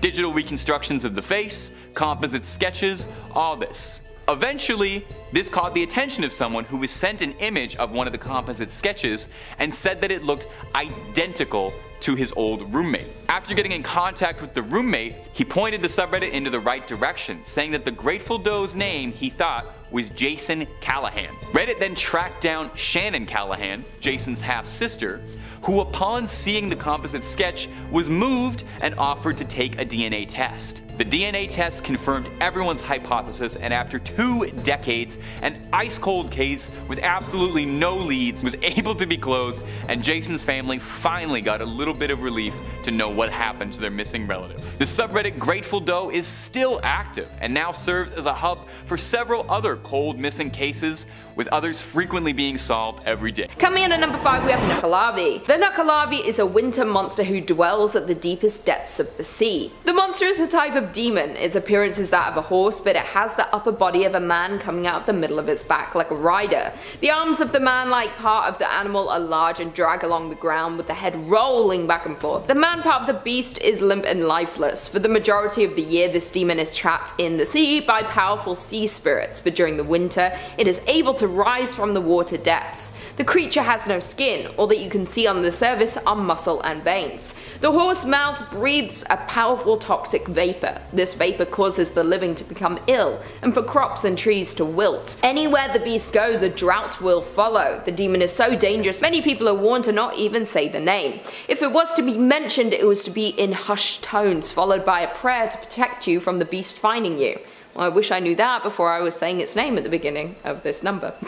Some say the creature is responsible for all the great plagues and when people are having trouble with their livestock or harvest. If you were to see the creature, it would begin to pursue you. Once you have looked at it, there is no escape. It will be relentless in its pursuit of you. It does, however, have one weakness. As a creature of the sea and of sickness, it is unable to stand on or cross fresh water. The only escape is to find and immerse yourself in fresh water, so it has no way to reach you. Once you have done this, it should give up its pursuit. Coming in at number 4, we have Yuki-onna. Yuki-onna is a Japanese spirit. She is a deadly monster, also referred to as Snow Woman.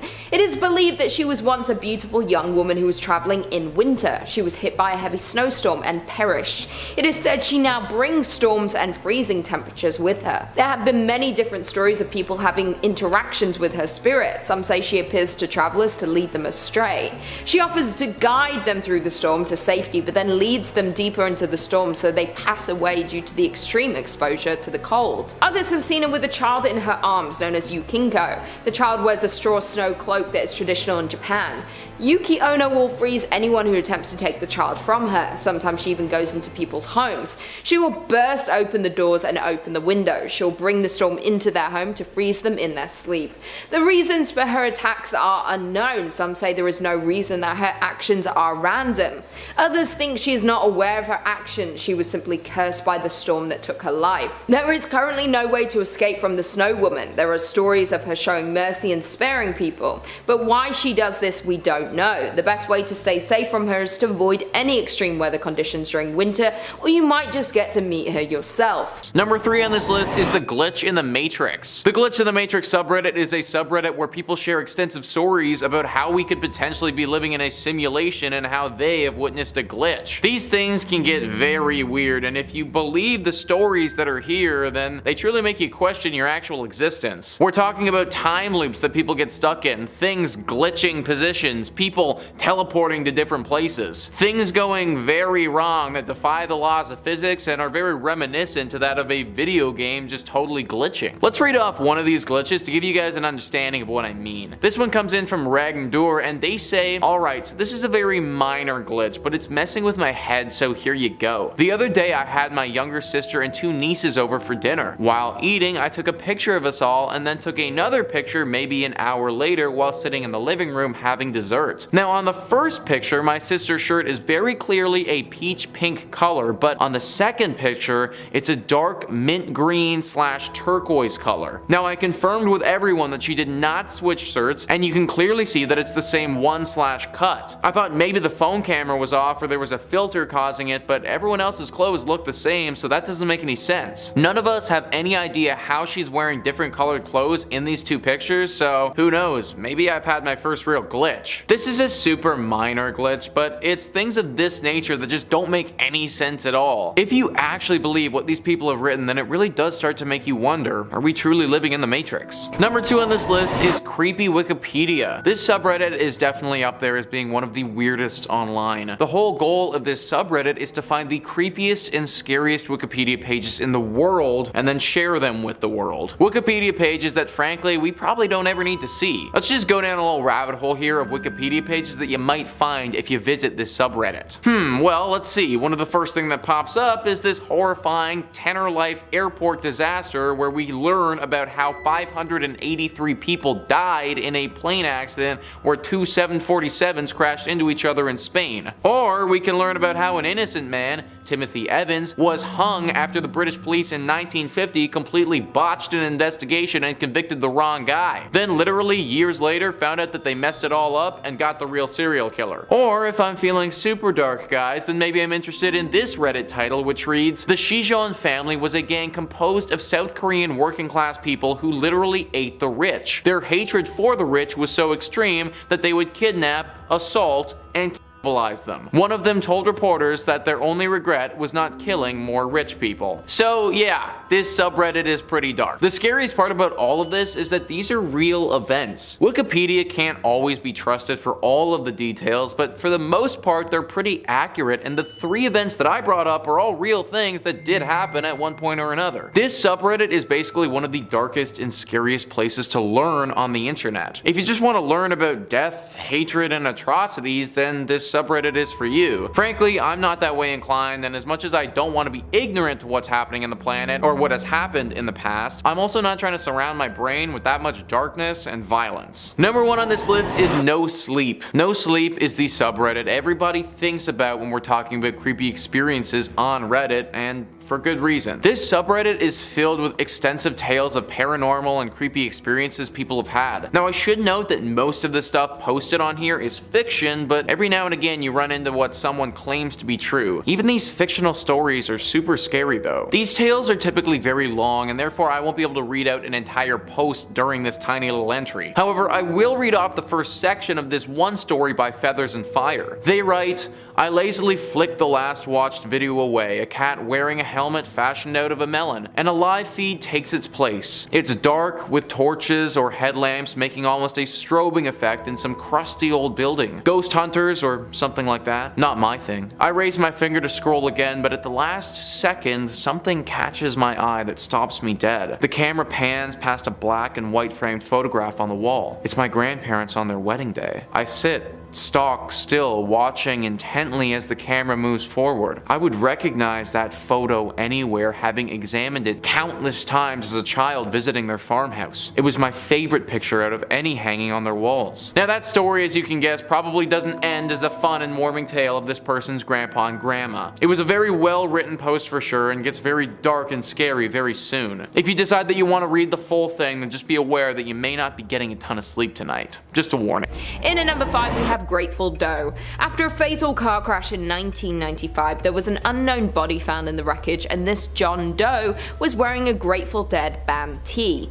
People eventually forgot about the case and was deemed unsolvable. The Grateful Doe was an American man who was hitchhiking when he was picked up by 21-year-old Michael Hager, but unfortunately Hager had crashed his van into a tree, and the two men were killed in the accident on June 26, 1995 in Greensville County, Virginia. The unidentified hitchhiker was an American man estimated to be between the ages of 15 to 21 years old. He had brown eyes with long curly brown or dark blonde hair that had been dyed red. There was a star tattoo identified on his upper left arm, and he was found wearing a Grateful Dead t-shirt on as well. Investigators had found Grateful Dead tickets in the young man's pocket dating June 24th and 25th.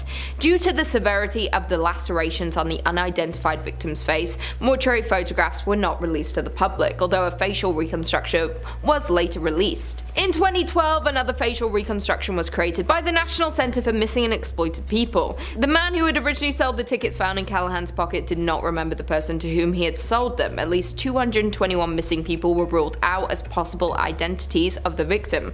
Investigators exhausted all of their resources, questioned everyone they could, and the case eventually went cold, and his body remained nameless until 2015. A woman by the name of Layla Betts, a Redditor and Grateful Dead fan, came across the case and began researching and posting what she had found online.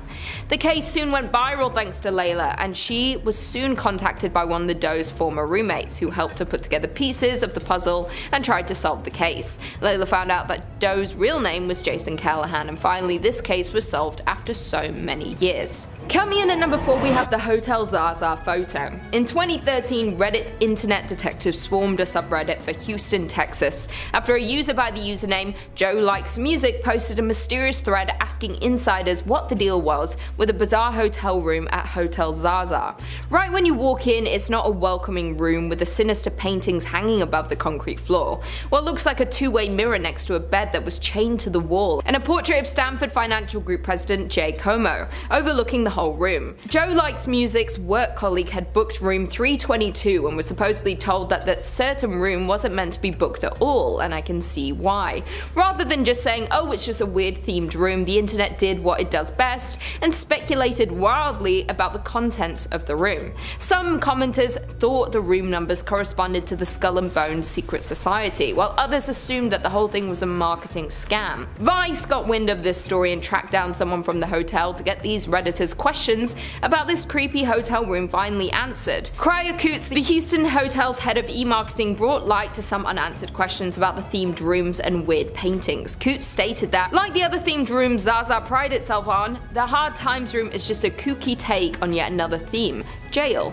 Coots also said the Zaza collection started in Dallas, where our first property was built 10 years ago. Our owners and president were really the visionaries and pioneers behind concept suites, so when the Hotel Zaza Houston opened a few years later, they continued with the same conceptual design. Vice had brought up the theories about the odd 322 room, and Coots states the building was built almost 100 years ago, so when Zaza came in they wanted to use the existing structure. They didn't want to manipulate anything for design purposes. As a result, there are a couple of rooms throughout the property that are more compact. For 322, the idea was just to take a fun, unique spin on a jailhouse experience. So it has an exposed brick wall and a bed hanging from the wall with chains. It's just a fun way to decorate a small space. So there you have it, another mystery solved by Reddit users and internet sleuths. In at number 3 we have 11BX1371.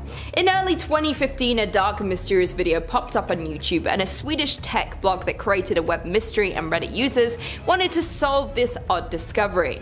This video was in black and white and 2 minutes in length. It depicts a person wearing what appears to be a plague doctor costume, walking and standing around an abandoned building with a forest visible through the former windows opening in the wall behind it. This creepy video was also accompanied by a soundtrack of loud buzzing noise, and the masked figure holds up a hand with an irregularly blinking light. The film did not have any credits or any claims to ownership, and also contained many commonly used ciphers and encryption messages found hidden in the video and its sound spectrogram, as well as images of tortured and mutilated people. This creepy video soon went viral, and Reddit users started to try and figure out more about this mysterious video. Most of the messages were decoded by participants in an ongoing Reddit thread, and the images sourced to notable murder investigations such as the Boston Strangler. These videos have been interpreted as implying a threat of bioterrorism against the United States, although it has also been speculated that the video is in reality a prank, a viral marketing stunt for an upcoming film or video game, or even a student film. Many were trying to find the origin and creator of this odd film, and it was found that John Erik Kreibleichler, the founding editor of the Swedish tech blog Gadget ZZ, received a DVD in the mail of this mysterious video on it, and when he couldn't decode the video, he posted it in his blog. John Erik wasn't the first to make this video public. Internet sleuths soon found a user account identified as AETBK, who had posted it to YouTube. The account only posts on the site. When this video gained traction, this AETBK was identified as Daniel from Spain, and he claims that he was sent this video from a woman he didn't know who told him that she had found it on a park bench. Another earlier version of the video was found posted on the paranormal website 4chan. 3 months after it was released and the most of the hype died down, a guy named Parker Warner Wright spoke to the Daily Dot claiming how he was the guy who created the video. The Daily Dot published an interview with Wright. He told reporter Mike Weiner that he was a US citizen who lives in Poland, and that the videos were meant as an art project. After finishing the video in May 2015, he had left 3 copies, 2 on discs in a subway and park in Poland, and the last one posted to 4chan. Without these curious Reddit users, this mystery may have stayed unsolved, and the true origin of the video would never have been known. In at number 2 we have WebDriver Torso. In 2014, online sleuths noticed that a YouTube account called WebDriver Torso was uploading with insane regularity, yet none of the videos seemed to make sense. The videos were varied in lengths and consisted with a lot of beeping. Theories about the channel's purpose varied wildly, with some even speculating that it was a government sending encrypted messages for the sake of espionage. However, a now deleted Reddit account had gotten to the bottom of the mystery, linking the channel to YouTube's parent company Google.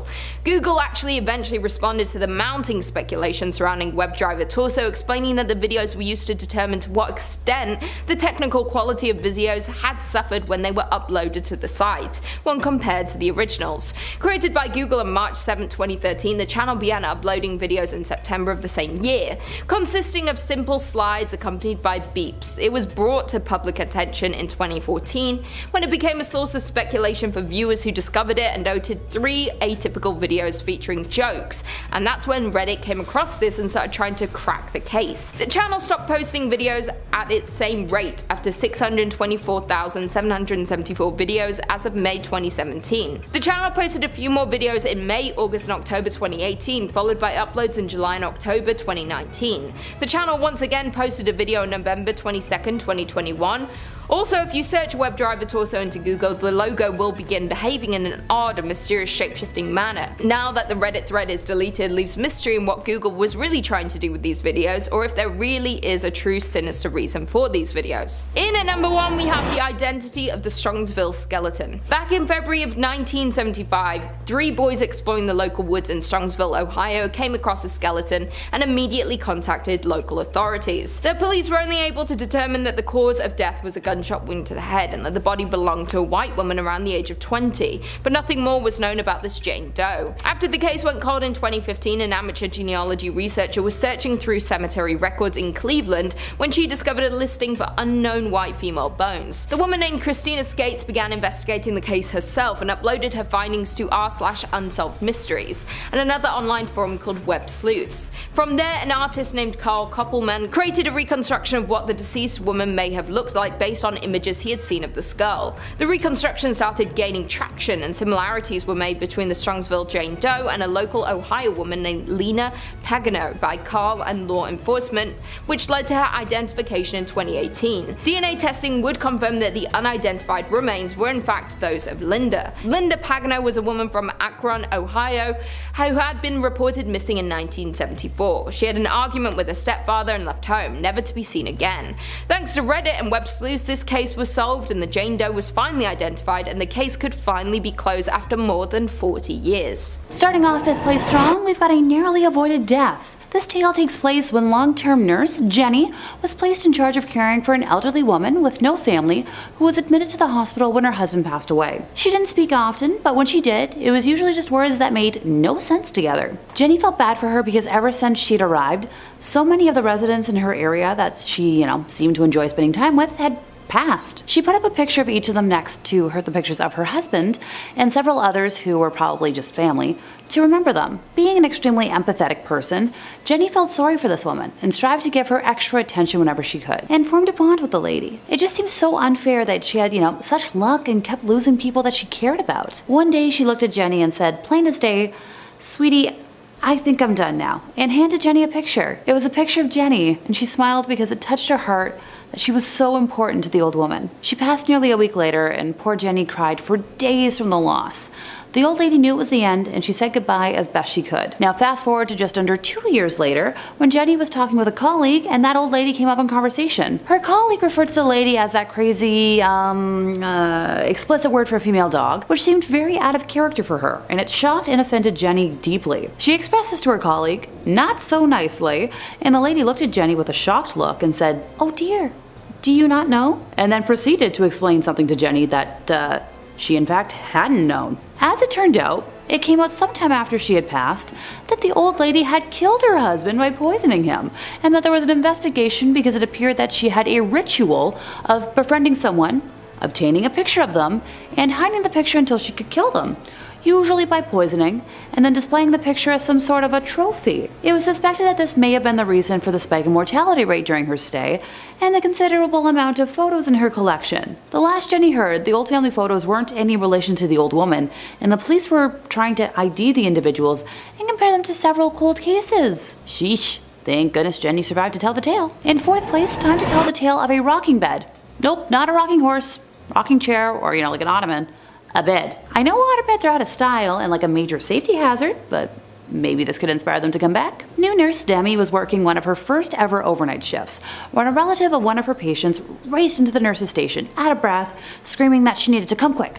Unable to elaborate, saying Demi had to see what she was talking about for herself. Our nurse made her way to the room in question, where this little old lady patient was crying and holding onto the bed for dear life, all while her bed was shaking extremely violently. Now, you're probably thinking that the lady was the one causing all that shaking, but apparently she was this frail, practically emaciated older lady who didn't even possess the strength to rattle the rails. The ward only had 2 other patients in it, and everyone in there was huddled in a corner, shaking in fright until it eventually subsided. Apparently that particular ward was rarely used, and the bed that the old lady was in was used even less. People who have laid in it complained of nightmares where they hear screams and laughter of angry children. I guess some restless spirit called dibs on that particular bed, and Demi would very much like it to pick somewhere else to hold court. Please and thanks. Coming at number 3, we've got Puss Brain. Not 2 words you really want to see together, right? Well, just listen to this story from user Slappy McSlappenstein. It speaks for itself. When I worked in healthcare, I had a patient who got a sinus infection. He stopped taking his antibiotics after a few days because he felt better. His sinus infection came back with a vengeance. When he got to the emergency department, he was presenting with stroke symptoms. The infection had spread to his cranial cavity. There was so much pus that it was twisting his brain. No one thought he would survive the surgery. The family was advised to expect the worst, but amazingly he actually survived. He ended up needing 3 more surgeries to wash out and spent almost 2 months in the hospital. So take your full dose of antibiotics, people. How are we feeling about this one? A little headache? Checking in on your sinus health? Because that is absolutely bonkers. This dude essentially had to have a brain enema because of the filth built up in his dome. That stuff comes back with a vengeance, like he said, if you're not careful. So listen to your local healthcare worker and finish your antibiotics regimen. Coming in at number 2, we've got the suffocation station. In a lot of creepypasta stories, folks who are left near some dangerous chemical or enclosed space often go mad. You know, self-mutilation, murder, hideous mutations, the works. In this story though, the folks put in an unsafe situation don't end up doing a whole lot of that. They just die, and they die quick.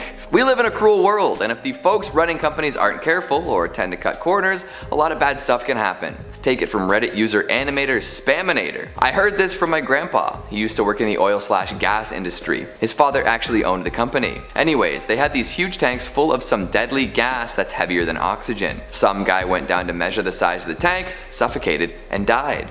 Another guy found him at the bottom, wanted to help him, and he went down after him, suffocated, died after falling off the ladder down. Third guy does the same. Eventually, my grandpa finds 3 dead bodies at the bottom of a large tank, all having suffocated on this toxic gas. They have vents in these tanks now, which is good. Yeah, the poor grandpa. Imagine strolling into work and discovering not 1, not 2, but 3 dead bodies. All because of an invisible assailant that robbed the oxygen from their lungs. And finally at number 1, we've got the Outback Backpack Killer. If I was ever to visit Australia, I would be on the lookout for killer animals, bugs, and temperatures. In fact, killer people probably wouldn't even cross my mind. However, as this story shows us, murderous lunatics can be anywhere at any time. User Passometer has this story to tell. I met a guy who had been traveling Australia with a couple friends, hitchhiking around as many of us have done. One of his friends told him that they were near his distant uncle's house, whom he'd never met before. He got a phone number from a family member, and as they had hoped, the uncle offered them a place to stay. He picked them up in town and drove them out to his rural property way out in the bush. They said he seemed like a pretty normal guy, friendly and cheery. When it was time to set up a place to sleep, the uncle took them to a closet that was totally full of sleeping bags and bedrolls. They didn't think much of it at the time and all grabbed the kit and set up on the living room floor. They stayed a couple days and nothing out of the ordinary happened, but afterwards the uncle drove them to the bus station and they continued on their way. About a year later, the man was arrested and charged with several counts of murder.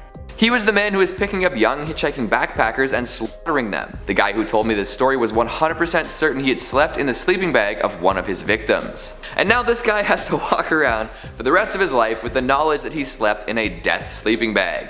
Definitely the kind of story that ends up as the central focus of a true crime podcast. So the world doesn't look so sunshiny now, does it? After spending about a year or so indoors, far away from other people, some folks might just opt not to return to the planet at large. And after hearing these stories, I don't really blame them. Number 5, Patty Donovan. This is a tale from the investigative files of Ed and Lorraine Warren, my favorite paranormal investigators. 15-year-old Patty Donovan came across the Ouija board and decided to use it to find a friend. From the first yes in response to her queries, she was hooked. She spent months falling in love with a spirit she believed to be in love with her, telling it specifics about her everyday life. After a year of telling all of her secrets to the board, Patty had become emotionally dependent on the spirit, asking it one night to reveal her future. During the very long session, it laid out a scenario of Patty's life for the next 6 years, providing specific details right down to the date of birth of her first offspring and the fact that she would have a total of 3 spawn by 1978, which is all information that would eventually prove correct. Being as dependent as she was on the evening of March 2nd, Patty now pleaded for the spirit to manifest. The next morning, Theodore Donovan found the spark plug wires pulled out, the rubber hoses unfastened, and the fan belt cut when he attempted to start his car. And not much later, Patty attempted to start her car, and it was discovered later that the internal engine had been completely disassembled. That week, other incidents of apparent vandalism occurred around the Donovan house. Foundation shrubs were yanked out of the ground,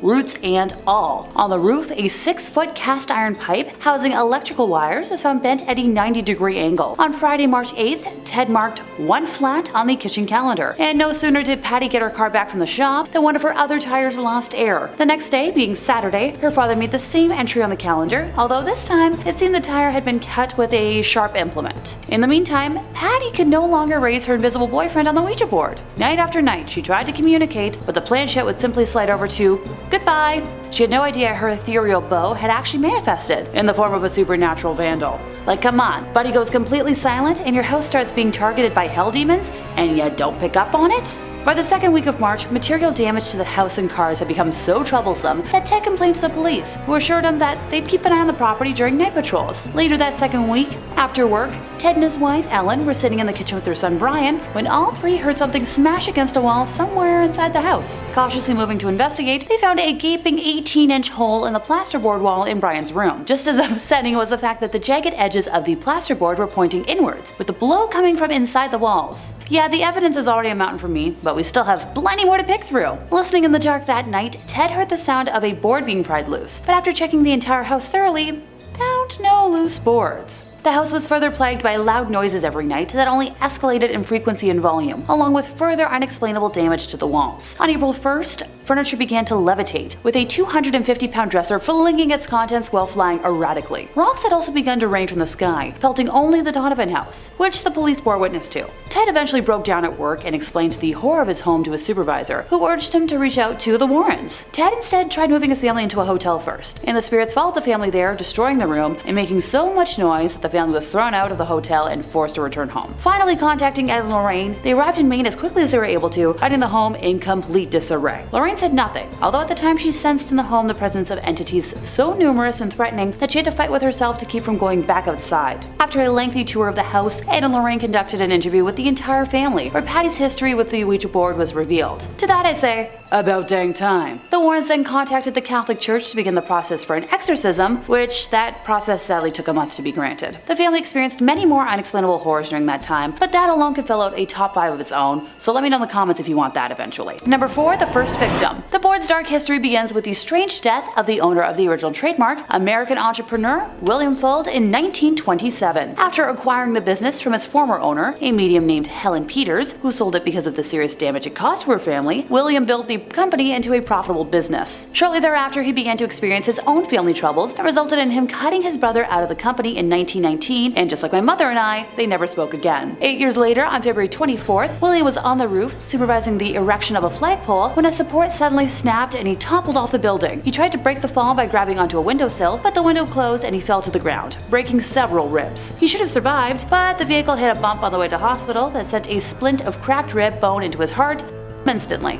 Now then, what a coincidence. After his death, William's descendants took over the company. Catherine and William A. Fuld ran the company until the youngest brother, Hubert, became president in 1942. The Parker brothers acquired the company and all of its assets in 1966, and finally Hasbro took over Parker Brothers, and with it, the Ouija board in 1991. I have no issue with cursing out Hasbro. While they may be great at making board games that aren't cursed, and I'm sure they're profiting on the Yikes fandom that are the adult fans of My Little Pony, they really bungled the years that they held the Disney Princess doll rights, and that's something I'll never forgive them for. Coming in at number 3, we've got r/unresolved mysteries. So less mystical and more mystery this time. This subreddit is dedicated to all sorts of unsolved disappearances, unexplainable crimes, unbelievable happenings, etc.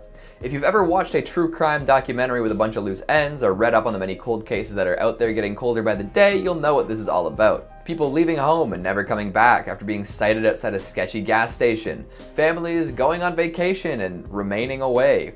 Updates on famous criminals who have never been caught, the whole shebang. And while a great deal of mysteries involve missing people and conspiracies related to the functioning of well-moneyed celebrities, there are also some mysteries that are just plain strange. Prisoners who refuse to disclose their identity to anyone, remaining 100% anonymous. Investigations into the glitter industry. Trying to figure out why Corbin Blue's Wikipedia page is so well translated compared to other more bankable stars. A thread of Redditors who vanished after asking questions that may have hit a little too close to home. That last one is particularly worrisome, especially if you're interested in stuff like this. Speculation is encouraged and folks should be ready to bring in evidence and research if they want to push their narrative. It's stuff like this that opens up whole worlds that you may have never known about, and maybe after falling down the rabbit hole, wish you avoided. I think the scariest thing about Unresolved Mysteries, though, is the large number of amateur podcasts it inspires. Coming in at number 2, we've got r/Let's Not Meet. Have you ever read the Missed Connections section of any publication? How many of those do you think ended well? And how many were posted by a creepy guy who thought he was getting somewhere before whoever he was pursuing ditched? Sometimes you might get a Ghost World scenario, but how well did that work out for everyone? Not great. r/Let's Not Meet is based on the concept of another similar subreddit called r/Let's Meet. Basically a giant online classified ad board where folks who are really into an interaction with an individual can try their hand at meeting a second time. Sometimes it's cute, sometimes it's desperate, and often it can get a little weird. The weirdest of the weird might make the leap into the dark side and end up on Let's Not Meet. This is the place to post tales of your creepiest real-life encounters with other people. Let's face it, people are weird and bad. Not always, but everyone's got a story about a person they hope they never see again. Whether it's a bad time at a party or a first date gone terribly wrong, the world is full of freaks and creeps who don't seem to understand how socialization works. Stalkers, peeping toms, and overly aggressive barflies all find their homes here. And what makes it extra disturbing is the fact that people are told not to exaggerate. This is not a place to hone your story writing craft. Instead, it's a place to recount actual events as they happened, which when you think about it is much creepier than any scary story. Some of the most haunting stories involve people coming within inches of death. I've seen more than one post about someone being somewhere moments before disaster, running into killers moments before they take down their victim, seeing kidnappers and sexual predators scoping out targets, human traffickers canvassing for their next score. It's terrifying to consider how close we may all be to disaster when out and about. And the tales from Let's Not Meet are a chilling reminder. And finally, at number 1, we've got r/50/50. Heaven or hell, what's it gonna be?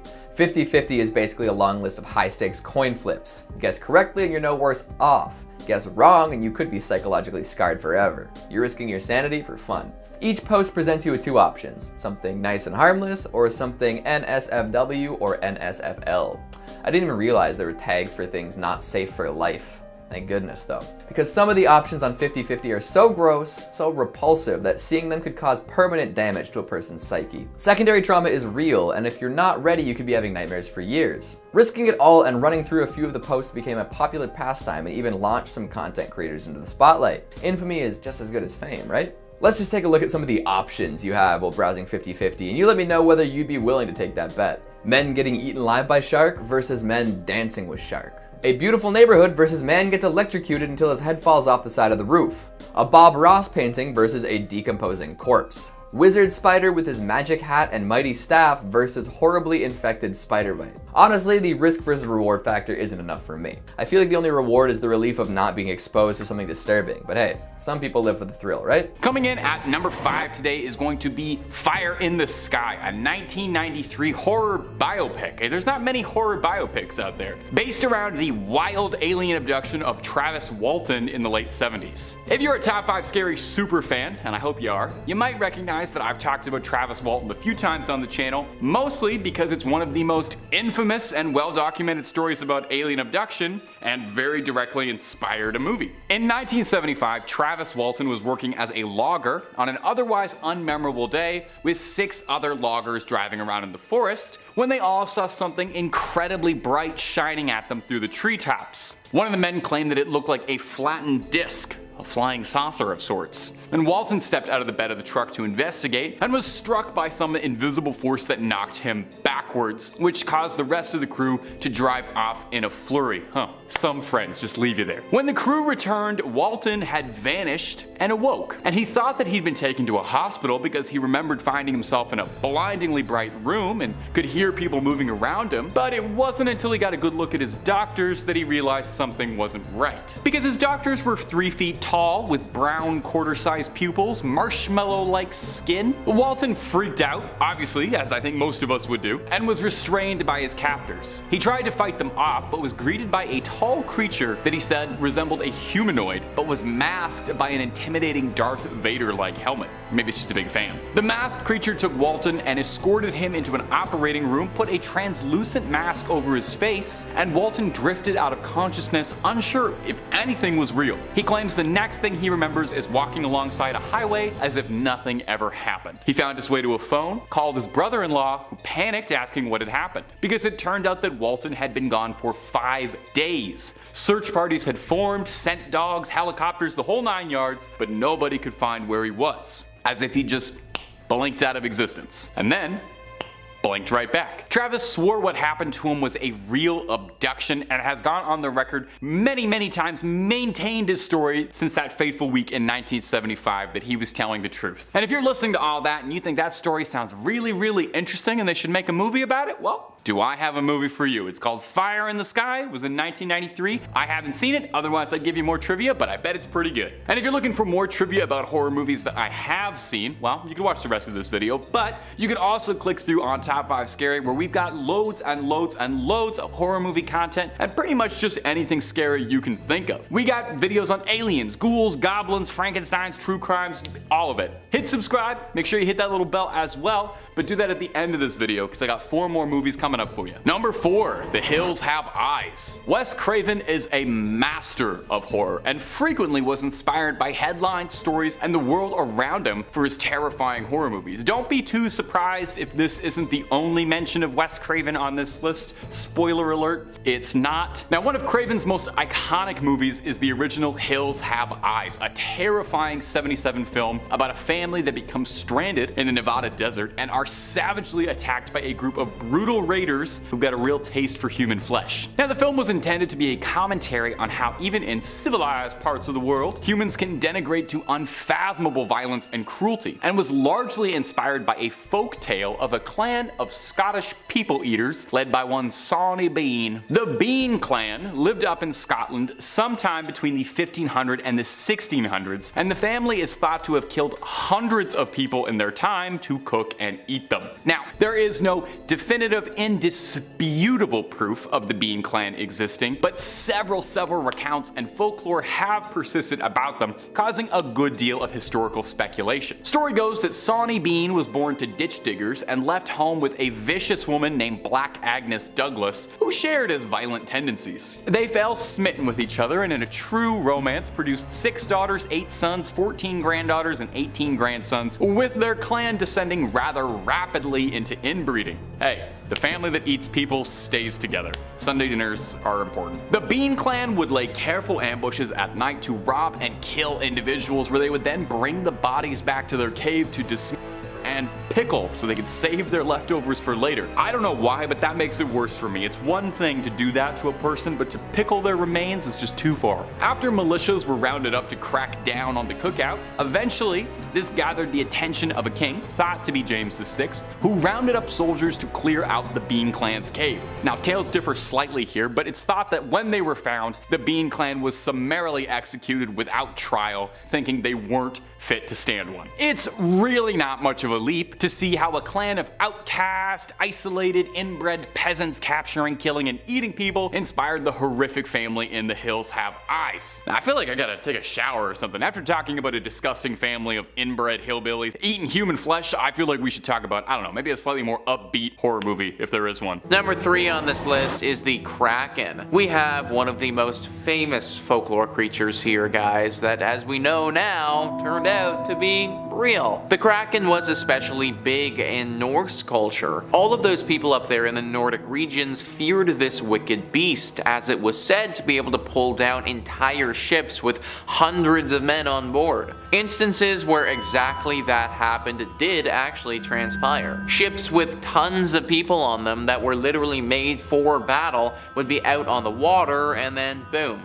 Kraken attack and they're toasted. Except it wasn't really the Kraken now, was it? The Kraken looks very similar to an actual animal that we have in our world that is also super deadly and really strong. The giant squid. Giant squids, in case you couldn't tell from the name, are giant. They're pretty big. They are so big, actually, they would have had the capability to take down an old ship like this. In fact, we've even seen these beasts do some serious damage to submarines, and they're made of metal. They easily could have sunk a wooden boat from hundreds or thousands of years ago. And if you were a sailor on said wooden boat and you saw this massive creature with several tentacles sucking you to the bottom of the ocean, then you would probably exaggerate what happened as well too. It's very easy to see how the legend of the Kraken got started and started to snowball as more encounters with the giant squid happened. I'm glad that the Kraken isn't technically real, because the giant squid is already bad enough. Number 2 on this list is the Charybdis. What was initially thought to be a folkloric creature may have been real, but not exactly in the way that we might think. Caroline Beccius says, "Nothing is more frightening than being sucked underwater by a whirlpool that feeds on human flesh 3 times a day." The Charybdis first appeared in Homer's Odyssey. During this epic tale, Odysseus must sail between the 6-headed sea monster Scylla and the flesh-eating whirlpool Charybdis. These 2 dueling sea monsters attacked in intervals, much like a whirlpool's regular intervals of tidal activity. It sounds terrifying, but whirlpools that pull ships underwater really do happen. Known today as Garofalo, one is found in the strait between Italy's mainland land in Sicily. Garofalo occurs when winds blow across the strait in opposition to the tides. This makes it technically not a whirlpool because there's no circular motion, but it does have the ability to wreak havoc on ships and pull humans into a watery grave. So this deadly creature was real, it just ended up not being a creature at all. Back in the times when these stories were written, there would have been many folklore legends about evil sea monsters that could pull brave sailors into the sea. The reality of the situation is though that the ships we had back then kinda sucked, and it was a lot easier for the weather and other conditions to sink the ships. That's why there were so many legends of monsters coming from the ocean for so long. Finally, number 1 on this list is the incubus demon. This demon is an evil demon who is thought to sneak into your home and have sexual relations with you as you're sleeping. This creature is real in a sense. It just so happens that it's actually in our minds. During the witch hunt craze of the 16th and 17th century, people had some really messed up ideas on how human reproduction occurred. One way was for a demon to steal a man's seed and impregnate a helpless woman during her sleep. The monster that stole the precious sperm was called a succubus, and the monster that implanted the sperm was called an incubus. The incubus would sit on top of your chest while you slept, making it impossible for you to move if you woke. Sort of like being assaulted by a possessed sexomniac. But before you condemn medieval people as crazed horn dogs trying to attack innocent women, there is a scientific basis for believing in such monsters. The condition is called sleep paralysis. During sleep paralysis, you are fully awake but cannot move or cry for help. It feels like you've had a stroke, but although it's terrifying, sleep paralysis is harmless. Most sleep experts attribute it to being caught between REM, rapid eye movement, and NREM, non-rapid eye movement sleep. Either way, before sleep stages were understood, we can see how our ancestors would have thought it was a demon sitting on your chest. So literally this demon creature that apparently attacked people was never real at all, it just felt extremely real from our minds. I've experienced sleep paralysis before, and although I didn't experience any demon thing, I can 100% see how people would have believed this back then. It could definitely have felt like that and would have got people on the lookout for this sick and twisted demon of the night. Number 5.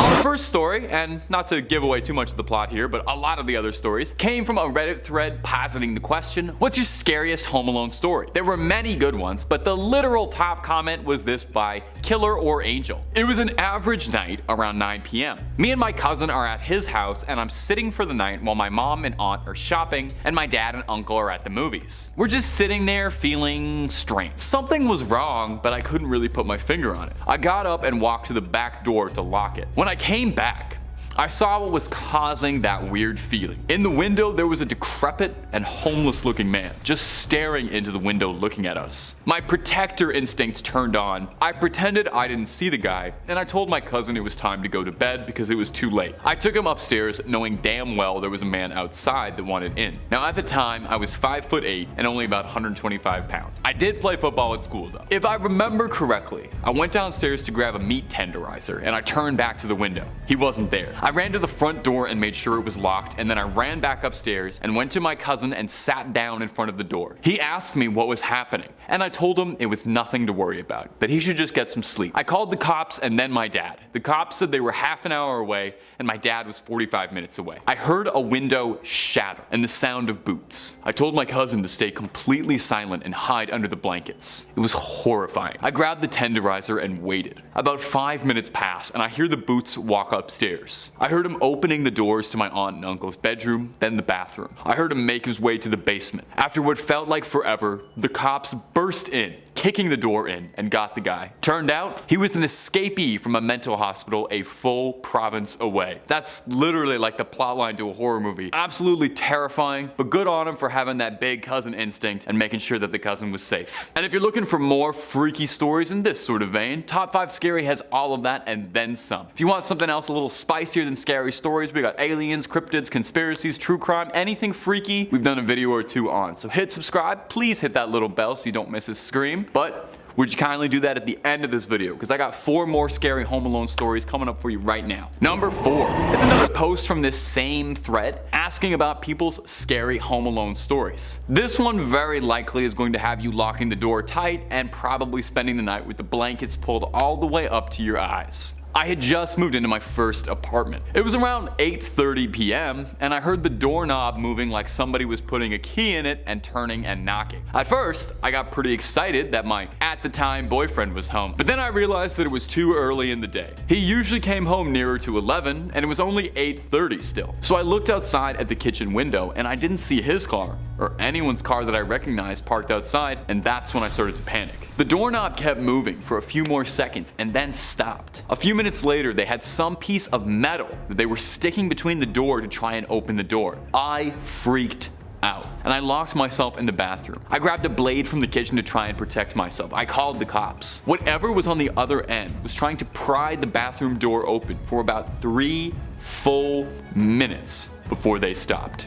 Interrupting the story a bit, can you even imagine how horrifying that would be? 3 minutes locked in your bathroom waiting for the boys in blue to arrive while someone's clawing at your door? This person is braver than I. For context, this video has been about 4 minutes up to this point. Imagine the entire video you just watched, but you're petrified and shaking in a bathroom. Anyway, back to the story. Eventually the cops came in and they found an elderly man roaming my apartment with a crowbar. He used to live in my apartment and he wanted a bunch of stuff back that we took when we moved in. Police told me he was delusional. I'm so thankful and glad I didn't answer to the door. To this day, my heart still skips a beat when someone knocks on my door. And mine too. I don't think I'm opening my door for strangers anytime soon.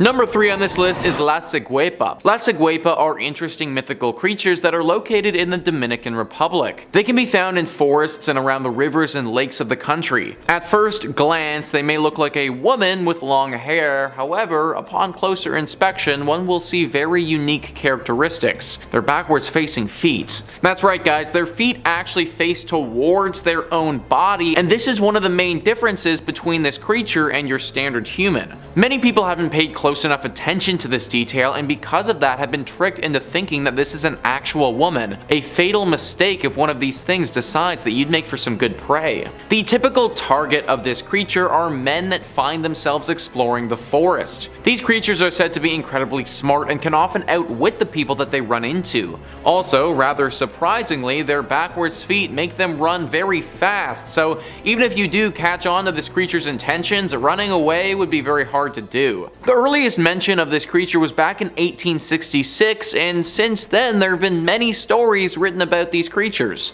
Those lucky enough to have an interaction and then make it out alive have documented their findings and tried to warn others from wandering into the forests unarmed. Sadly, these warnings aren't always heeded, and many men have disappeared over the years, never to be heard of again. Trekking through the lush forests of the Dominican Republic is already dangerous as is and requires lots of planning. Just don't forget to also plan for the La Ciguepa if you do find yourself in this country. Number 2 on this list is the Yakumama. Ever seen the movie Anaconda? 1997 movie with J-Lo and Owen Wilson, all about a super massive snake that starts hunting this filmmaker? Well, I wouldn't be shocked if that snake was based off of the legend of the Yakumama. Cryptid Wiki says the Yakumama is a large snake up to 60 meters in length that is said to inhabit the Amazon River basin. Local shamans say that the Yakumama travels to an area called the Boiling River. In the local legends, the Yakumama is said to be the mother of all marine life. It has the ability to suck up any living thing that passed within 100 paces. The locals would blow on a conch horn before entering the river, believing after hearing the noise, the serpent would reveal itself if it was in the area. I can't describe to you guys how massive 60 meters in length would actually be. Titanoboa was an ancient creature that actually existed in the Amazon. It was a massive snake, the biggest the world has ever seen, that ruled over these parts and could swallow crocodiles whole. That creature at its max would grow up to 50 feet in length or 15 meters. So basically, Yakumama is 4 times the size of the biggest and deadliest snake that's ever lived. This thing would be able to annihilate hundreds of humans at once. Even if the locals did blow on their conch and the snake did reveal itself, then there would literally be nothing that they could do. It would just eat them all, and that would be that. Snakes are super cool, but not when they're 60 meters long and looking to devour me. Number 1 on this list is the Puchin. Putchen are very dangerous and deadly beasts and should not be underestimated under any circumstances. Cryptid Wiki says, the Putchen, a creature from the Mapuche mythology and Chilote mythology pertaining to southern Chile, was a feared shapeshifter which could instantly change into anything. It's often been described as a gigantic flying snake that produced strange whistling sounds, while its gaze could paralyze an intended victim and permit it to suck its blood. It's often been reported as sucking blood from sheep. The creature can be eliminated by a Maki. So Maki, in case you aren't familiar, are medicine women, and they're believed to be the only people capable of defeating this beast. Meaning that you could be the strongest warrior in the world, you could have taken down beasts and enemies in the hundreds before, but you would still fall to the Putchen if you weren't a Maki. It's extremely hard to kill something if you can't even look at it, and that's what this is like. Similar to Medusa in the way that it can paralyze you if you look at it, fighting this beast is near impossible. Aside from its ability to paralyze people, it's also extremely fast, extremely strong, it can fly, and it can also shapeshift into other dangerous creatures. Pray that you never run into this creature, because it will assuredly be the last thing that you ever do. Kicking us off in 5th place, we have the creatures of Utah Lake. Allegedly around 14 feet deep, the lake has been home to many a mysterious drowning or disappearance over the years, with numerous planes and boats rumored to be littering its depths. The creature of Utah's Bear Lake is the most well-known tale of the local unknown water cryptids. The local surrounding Native American tribes, Shoshone, Ute, and Bannock, were the first to speak about this creature. It was described as a giant serpent, or dragon-like beast, that would capture and carry away any and all that dare swim in the lake. Okay, I won't swim there. In the early 1860s, Mormon settlers began to see these creatures. S.M. Johnson claimed to have seen something akin to a downed carcass floating in the water. He described it as having cluster-like ears the size of teacups, and it could spurt geysers of water from its nose. So a weird-looking whale? I'm trying to picture it.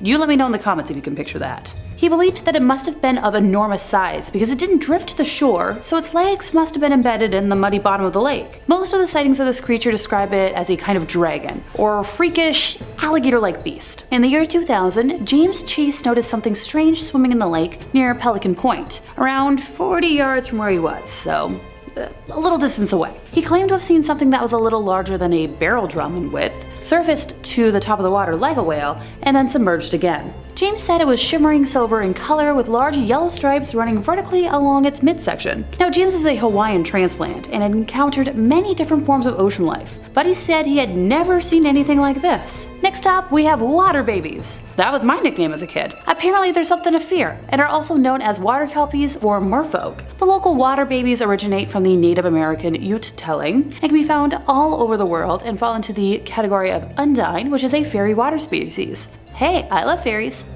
And mermaids. Apparently they can be very dangerous if you disregard or disrespect them, but doesn't that apply to most things? Oh, so you know when you're walking by the shore and you hear the distant crying of babies? Yep, this is what you hear.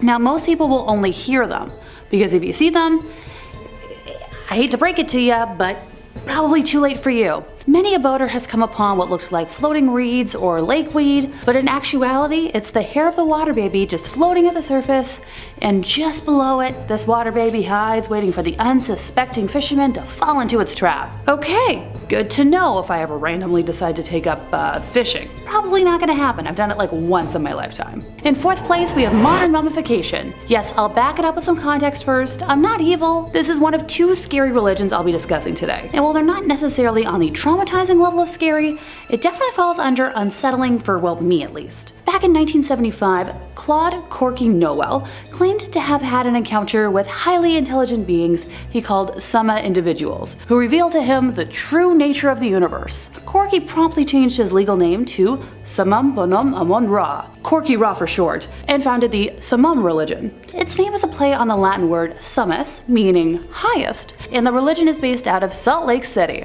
To an outside observer like myself, Samam resembles a blend of science fiction, with alien encounters, cloning, New Age mysticism, and a healthy blend of ancient religions. Summum draws many of its beliefs from Egyptian polytheism, with a particular emphasis on the sun god Ra, although it also relies on the teachings of Gnostic Christians, such as those found in the Gospel of Thomas. Practicing the religion relies heavily on meditation, aimed at the summum goal of spiritual psychokinesis. For those who are unaware, psychokinesis is the power to move objects with your brain, something I wouldn't mind doing when I do my grocery run next week. Groceries get heavy. A particular peculiarity of the church is that it practices modern mummification. Fun alliteration. It believes that mummification allows for a soul to smoothly depart from our world to the next. Additionally, it claims that the modern mummification process they use preserves the cells and enables them to be cloned in the future. Do you at least sign a consent form first? For Summum followers, reincarnation is a scientific as well as a spiritual concept. The Summum Pyramid was built between 1977 to 79 and serves as the church's main teaching space,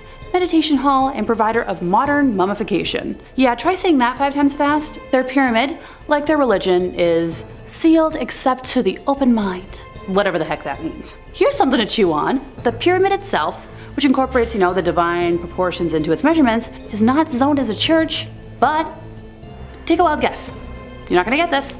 A bonded winery. This is so the pyramid can produce what the Summum Church calls nectar publications, which are alcoholic drinks used during meditation services. Since the organization doesn't keep formal membership records, they base the number of people who have received the message of Summum on the number of wine bottles, or publications, they have distributed, which is somewhere around 250,000 to date. Okay, this is so wild to me, seeing as Utah is one of the driest states out there. To make ends meet, the Summum Church offers mummification services to non-Summum members for those who yearn for something more. It offers the service to both humans and pets alike. Prices range from $67,000 for a person to as low as $4,000 for a pet under 15 pounds. All I can think about right now is like that one episode of Criminal Minds where the unsubbed mummified people while they were still alive, and I kinda hate my brain for it. In at number 3 we have Koi Nahap Trong. The Koi Nahap Trong tend to possess the bodies of the recently deceased. Legend has it that when someone passes away and is prepared for burial, it is extremely important to not let a black cat, which is a symbol of bad luck, leap over the coffin. If that does happen, then the body of the deceased will be infested by evil spirits, which then turns into Koi Nahap Trong and chases the living. Other stories claim Koi Nahap Trong are spirits of the dead who prey on the frail, dying people seeking to consume their souls and steal their bodies so they can indulge in earthly pleasures. Older victims are much easier to manipulate and possess, and they are close enough to death even when they do end up passing away. The Koi Nahap Trong stays in their bodies and can live on in that body, enjoy their life on Earth. When it inhabits the elderly, they seem to appear reinvigorated but also start to act strangely. Some of the weird things these revived humans do are they ask for lots of food, and very specific foods to feed on, like raw blood and even living animals. These odd behaviors are mistaken for signs of recovery, which why Koi Nahap Trong can live among the living normally for a few days or even weeks before people start noticing the strange behavior. Obviously, this person is already dead and their body is taken over and possessed by this demon, and the only way for the Koi Nahap Trong to exit the body is by an exorcism, and then once the evil spirit is expelled, the body will immediately show signs of decay, as if it's been dead for days. Some believe that this legend is exaggerated accounts of the incidents where someone is wrongfully declared dead and wakes up suddenly during their funeral, which is terrifying. In at number 2, Marley. Marley is said to be one of the most terrifying creatures in the Vietnamese folklore. By daytime they are said to walk among us disguised as women, usually looking young, very beautiful, and often appearing tired. I'm always tired. At night, though, it's said that their heads detach from their bodies. They are seen dragging bloody organs alongside them and float around to feast on flesh, organs, and other rancid items. It is also believed that someone whose excrement is consumed by a Marley is cursed with eternal hunger and will eventually die of starvation no matter how much they eat. When sunrise comes, they must return to their human body again, otherwise they'll be burned to death by the sunlight. So the easiest way to vanquish a Marley is to hide their desired body so that she can't reattach her head. Apparently, the Marley story originated from when a woman, believed to be cursed, engaged in various sins and fraudulent activities during her previous life. Then after she died, her sins caused her to be reborn as a horrific demon who lives off dead animals, their organs, excrement, and garbage. There have been many different sightings throughout the 21st century, including strange red lights floating up and down a field in 2016, and then again in 2016 villagers saw strange green and red lights rising up and down in the distance, and people thought it was the Marley due to her glowing appearance when she floats through the night. night. There have also been videos and pictures seen all over social media believing to be the Marley, showing glowing figures hovering around the night sky and eyewitnesses capturing these sightings, and people have no explanation for them. Similar creatures as the Marley can be seen in the folklore of many other Southeast Asian countries including Malaysia, Thailand and Cambodia, where they are known as the other names such as Arp, Krasu or Penanjal, but they all relate back to Marley. And finally in number 1 we have Than Trung. The Than Trung are evil spirits who torture the souls of the dead. These spirits usually appear as either massive black birds with blood red beaks, or they have massive bird-shaped heads with human-like bodies and glowing red eyes. They also have large wings which help them fly, and they stay close to cemeteries and sit on mountain peaks to have a better view to seek out their next prey, and are able to see who is being buried at each cemetery. They often appear after someone passes away and is newly buried, and they show up next to the new grave. It is said that they torture the newly dead people's souls for information about their living relatives, then the Than Trung hunts down their relatives and reap the souls of those living people, leading to several family members dying within a short period of one another. Apparently the Than Trung must get to the newly buried person within 49 days or they cannot summon their soul. There is even a horror game that came out called The Death Than Trung, which is based off the folklore and was created and developed by Dong Si T and some member of Team Dut in 2021. The game is a first-person psychological horror adventure game that is highly inspired by the demon folklore. The game revolves around the story of a young man who was stuck in an endless nightmare at his inn, and the black and red are the main color tones in the game. It takes place in the city of Hanoi in 2021 and heavily involves the Than Trung and their reign of terror. Kicking off this list, in 5th place, we've got attempted insemination. For safety's sake, since I have a lovely lexicon of no-no words to avoid, ask someone in the comments if y'all are confused about my wording at any point. 19-year-old Tanner met 22-year-old Miranda through Tinder while they attended the same college, and the first time they hung out, it was a casual Netflix hangout at Miranda's place, and he left thinking she was decent and wasn't against making future plans. They started texting and Snapchatting throughout the following week and organized some plans for the upcoming weekend. Out of nowhere, she started sending him unsolicited fun pics. He has very adamantly stated that he never once asked for them, and while they were hanging out the weekend prior, there was no fun activity at any level. While it caught him off guard, he wasn't put off by the advances. Fast forward to the weekend, Miranda and Tanner are hanging out at his place with his roommates when she asks if she can stay the night, and Tanner agrees to it. Being a gentleman, he offered to take the couch, but she mentioned she'd rather share his bed, something he's open to. As things move to the bedroom, they engage in consensual intercourse, with Tanner shedding his condom after the event's end. After lying together for a few minutes, Miranda gets up abruptly, grabs the condom off the floor, and runs into the bathroom. Tanner was a little confused, maybe a little concerned, but didn't read too much into it until he heard a loud crash in the bathroom, Miranda cursing, followed by no response to his query if she needed help. Out of concern, thinking she fell and,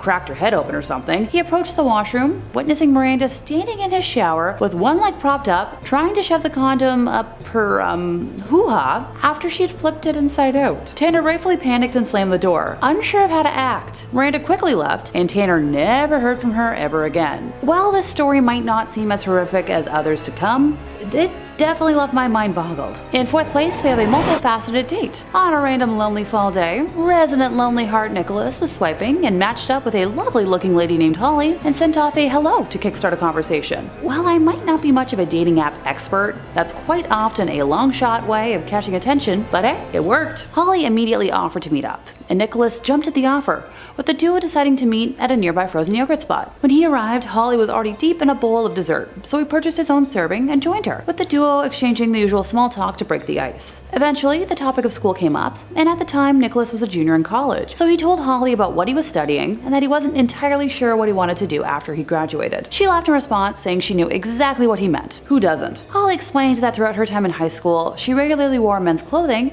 and as a result, had an interest in designing men's clothes. So naturally, Nicholas asked if she was studying fashion, and she responded by telling him that she hated high school so much that she decided not to go to college, which, honestly, I can kind of understand. She continued by saying that she was a very creative person, and that she was writing a book before also casually mentioning how she was in the process of starting a photography company. Nicholas asked how those were going, and she said that they were more theoretical than reality at that point, going on to explain that her backup plan, if none of the other endeavors panned out, was to become a surgeon. Although she lacked any of the training for it, Holly gleefully told Nicholas that she could see herself going down that path because she wasn't afraid of red bodily fluids and gore, which grossed Nicholas out. Without prompting, Holly continued by telling him that she was certain she could handle the graphic nature of being a surgeon because she personally euthanized a sheep that past summer, describing the ending in detail, going as far as mimicking the human-like shriek that the animal made when she ended it. Now this is where most people would probably start, making a run for it, but Nicholas was determined to see if there was more to this wild tale. Alright, Holly went more in depth with details, claiming that her family regularly euthanized goats and sheep as part of rituals for their strong shaman background. She hushed her voice as she leaned in and said that her religion had actually gifted her with psychic powers, which manifested as voices in her head, and those voices were so strong that they were telling her exactly what to write in that book that she had already mentioned. At this point, Nicholas finally made an excuse to leave, blocking her, and never heard from her ever again. Coming in number 3, we've got the Knocker. You would think that mining is scary enough as is, right? Heading into underground tunnels to blast away at rocks until you find some useful materials, hopefully not getting caved in, probably not running out of oxygen, etc. Well, this dangerous career comes with its own share of folklore too, just to make sure that some unexplainable spooks become even spookier. The Knocker is a mining monster. Based on the sounds of underground work, it is a spirit that lives within the same tunnels that the helmet-wearing workers descend into every day. Apparently the Knocker is the ghost of a tin miner. It's 2 feet tall with a big head, long beard, and arms that almost drag along the ground. Being the ghost of a miner, it carries all the necessary equipment from lamps to pickaxes. Folks familiar with mining might know about the knocking sounds that echo throughout. This is a very scary sound as it can often be indicative of a cave-in. The actual knocking came from the creaking of earth and timbers before giving way, but to some of the miners the noise came from these malevolent spirits attempting to knock down the walls. There are actually all sorts of Knocker related tales ranging from benevolent to malevolent, but sometimes remaining largely benign. But the scariest additions are those who went around the different tunnels stealing equipment and food, leaving the miners in terrible situations. Sometimes they would even purposefully misdirect miners, leaving them lost in the labyrinth of mine shafts and passages. Worst of all, they're associated with mine fires, which are absolutely horrifying. So make sure you toss the last bite of your meat pie into the mine for the Knockers, lest you find yourself in a whole world of trouble. Coming in number 2, we've got boggarts. Nasty, nasty creatures these ones are. A lot of folks are familiar with them thanks to the Harry Potter universe, but the idea of rotten little buggers ruining everything has been around for a lot longer than that. Household spirits looking to cause as much trouble as possible, boggarts are something nobody ever wants to deal with. They're famous for making possessions disappear, causing milk to sour, and having dogs walk lame. Definitely not fun. And once you've found yourself in the upsetting company of one, good luck getting rid of it. They will stick with your family no matter where you go, no matter how far you run. Your things will keep disappearing, your food will keep going bad, and you'll always be haunted by the knowledge that an awful little shit is making all of it happening. But don't even think about reasoning with a boggart. Sure, they were once helpful brownies or silkies, but something offended them or caused them to feel mistreated, and now they are just pure bad. Even if you offer to make a deal or treat it nicely from now on, it will respond very negatively. It will get furious and wreck all of your stuff in one go instead of doing it mischievously over the course of many years. So yeah, it's like a poltergeist you can't escape, but somehow worse. Folks that have to deal with these, not happy folks. And finally at number 1, we've got Black Shuck. We've talked about fairy dogs earlier, but that was just the beginning. This is the true terror dog, the big, brutal bad boy, the canine carnivore fueled by carnage, a hate-eyed and vengeful black dog full of rage and malice. There are all sorts of variants based on where you are, from the Gargess to the Guy Trash to the Padfoot, but the best known is Black Shuck. See it and you are out of luck. This thing is the embodiment of Satan. Wherever it goes, destruction follows. A harbinger of doom with blazing red eyes. If you see one, you are supposed to hide or make sure not to look at it. If you neglect to avert your gaze, your luck will get so bad that you die within the year. Holy smokes, right? There's one tale from a Suffolk church that tells of a Black Shuck visit during 1577. The enormous dog came running in, killed a man and a boy, and caused the steeple to collapse through the roof. It then left in a hurry, leaving dark scorch marks on the door. And that was just one little tale. Even if you're a dog person, you do not want to run into one of these. Something tells me that a treat won't smooth things over. In 5th place, time to visit a haunted house. Our lovely narrator Claire was familiar with the family, with her mom having taught the would-be clients in preschool, and was asked to cover a shift whenever the regular sitter was unavailable. Over the course of one evening in particular, 4 odd things happened. Let's count them down, shall we? First, the boys were pulling out food for dinner, and they set a container of salsa on the counter. Minutes later, while prepping food, the container burst and sent salsa flying all across the room, all over the walls, the cabinets, and the fridge. Odd, but Claire assumed it was just kind of old and some gas had built up in the container. I can't imagine that was fun to clean. Well, while she was cleaning it and the boys were in the kitchen helping her, they all heard a loud thud in the living room. Rushing as a group into the other room, they saw that 2 framed photos on opposite walls had fallen to the floor at the same time. Neither of them appeared damaged, but they both landed right on the floor. Claire propped them up against the walls, but left them alone. Weird. Later, when the entire posse was upstairs, Claire was waiting in the hallway while the boys took turns in the bathroom taking their evening showers, and suddenly she heard a weird dinging sound. She walked down the hallway and noticed that the computer in the study was turning on and off and making all sorts of weird noises. Sure, there are explanations for that, but after all the other events, Claire was very much on edge, and rightfully so. She finally got the boys to bed and went downstairs to watch TV for the rest of the time until the parents got home. As she was sitting in the living room, trying to relax her racing brain, she heard footsteps upstairs, and that's number 4. Assuming the boys had gotten up, she tiptoed upstairs to check. Their bedroom door was closed, and when she peeked inside, both boys were fast asleep in their beds. Claire went back downstairs, and within minutes, she heard the creaking yet again. The boys never called out to her, and there wasn't any noise besides that. She didn't report anything else weird happening, but I would recommend a deep spiritual cleanse of the house if I were that family. Just my 2 cents. In 4th place, we have a case of moving dolls. As someone who collects creepy dolls, this story definitely intrigued me from the get-go. Here's the thing with dolls with a personality, okay? They have to be treated with respect, carefully preserved, and be in a quasi-emotionally stable environment, or else weird things are, they're gonna happen. Don't worry, I promise a video on my personal creepy doll collection is coming soon. I'm just waiting on one of them to be ready to take a day trip to be on camera. It's a whole thing, but we respect boundaries. Where was I again? Oh, right.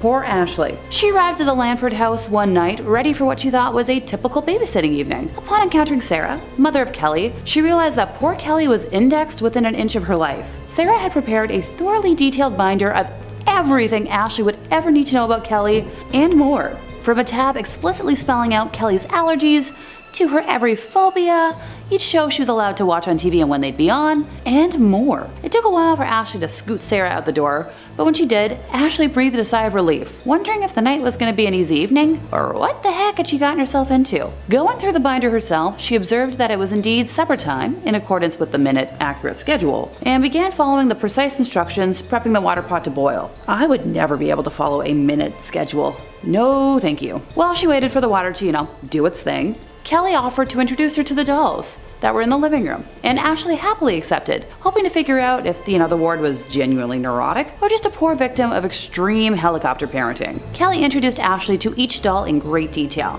and then began to act out scenarios, pretending as if the dolls were alive and out to hurt her. Now look, I'm not gonna pretend I was a normal kid, but I don't think I put my Barbies in a scenario to end my life.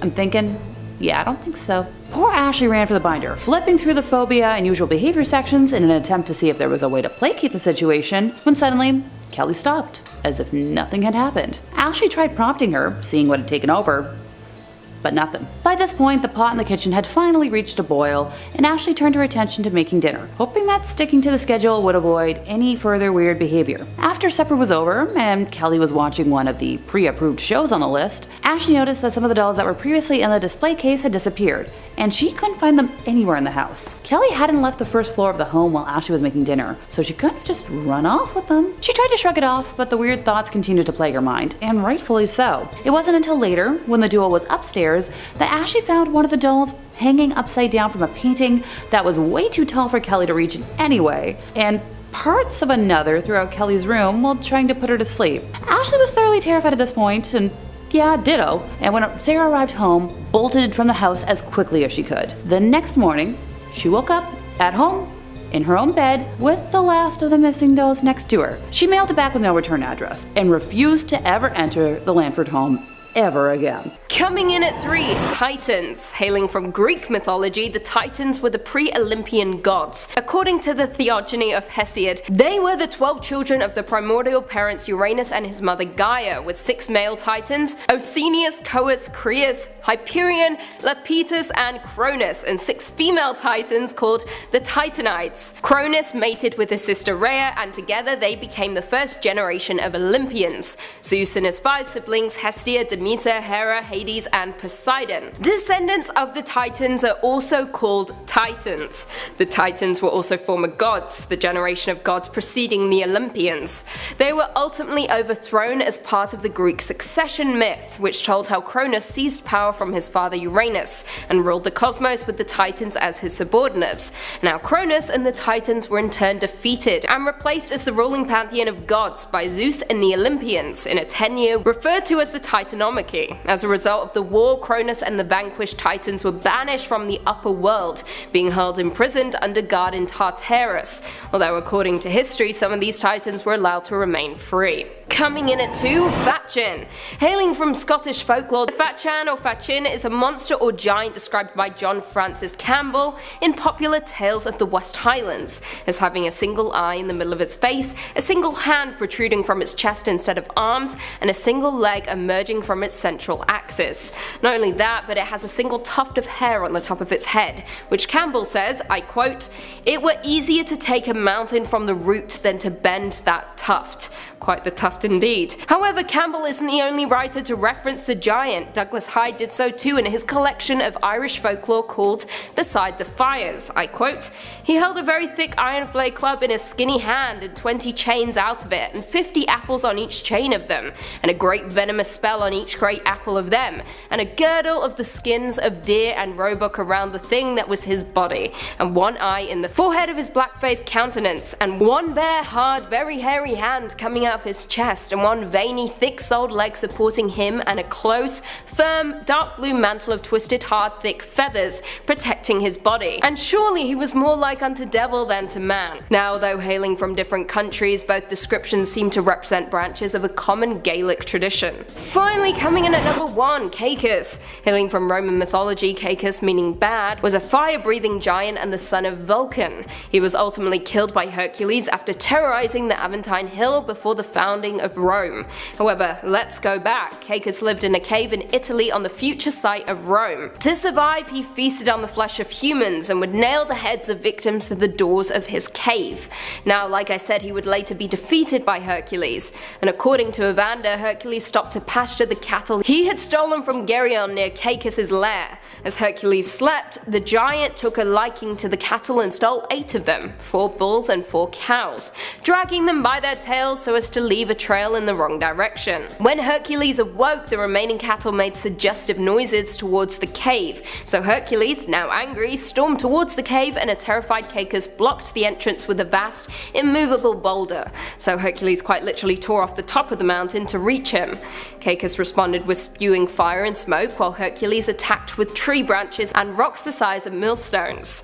Hercules eventually leapt into the cave, aiming for the area where the smoke was heaviest, and grabbed Caicus, strangling the monster to death. According to Virgil in Book 8 of the Aeneid, Hercules grasped Caicus so tightly that his eyes popped out and there was no blood left in his throat. Yikes. Number 5. Our first story was shared to Reddit by a user named Girl Porker, and is a story that'll have you uninstalling Snapchat if you haven't already. One day, Porker received a message from a contact that he didn't recognize. The snaps were innocuous enough, a little "hey, how are you?" So he assumed it was a friend messing with him on a new account that he didn't know about. The account told him he should try out a new Snapchat lens called Eyes of the Underworld, which shows you the other world hiding beneath our own. Porker installed the lens and ran it through a bit, describing the lens as a pretty simple effect, saying it just distorts whatever is on screen and adds a few flickering sprites and shadow effects to the background to give off ghostly vibes. Porker assumed it was just, I don't know, marketing stunt for something, advertising something.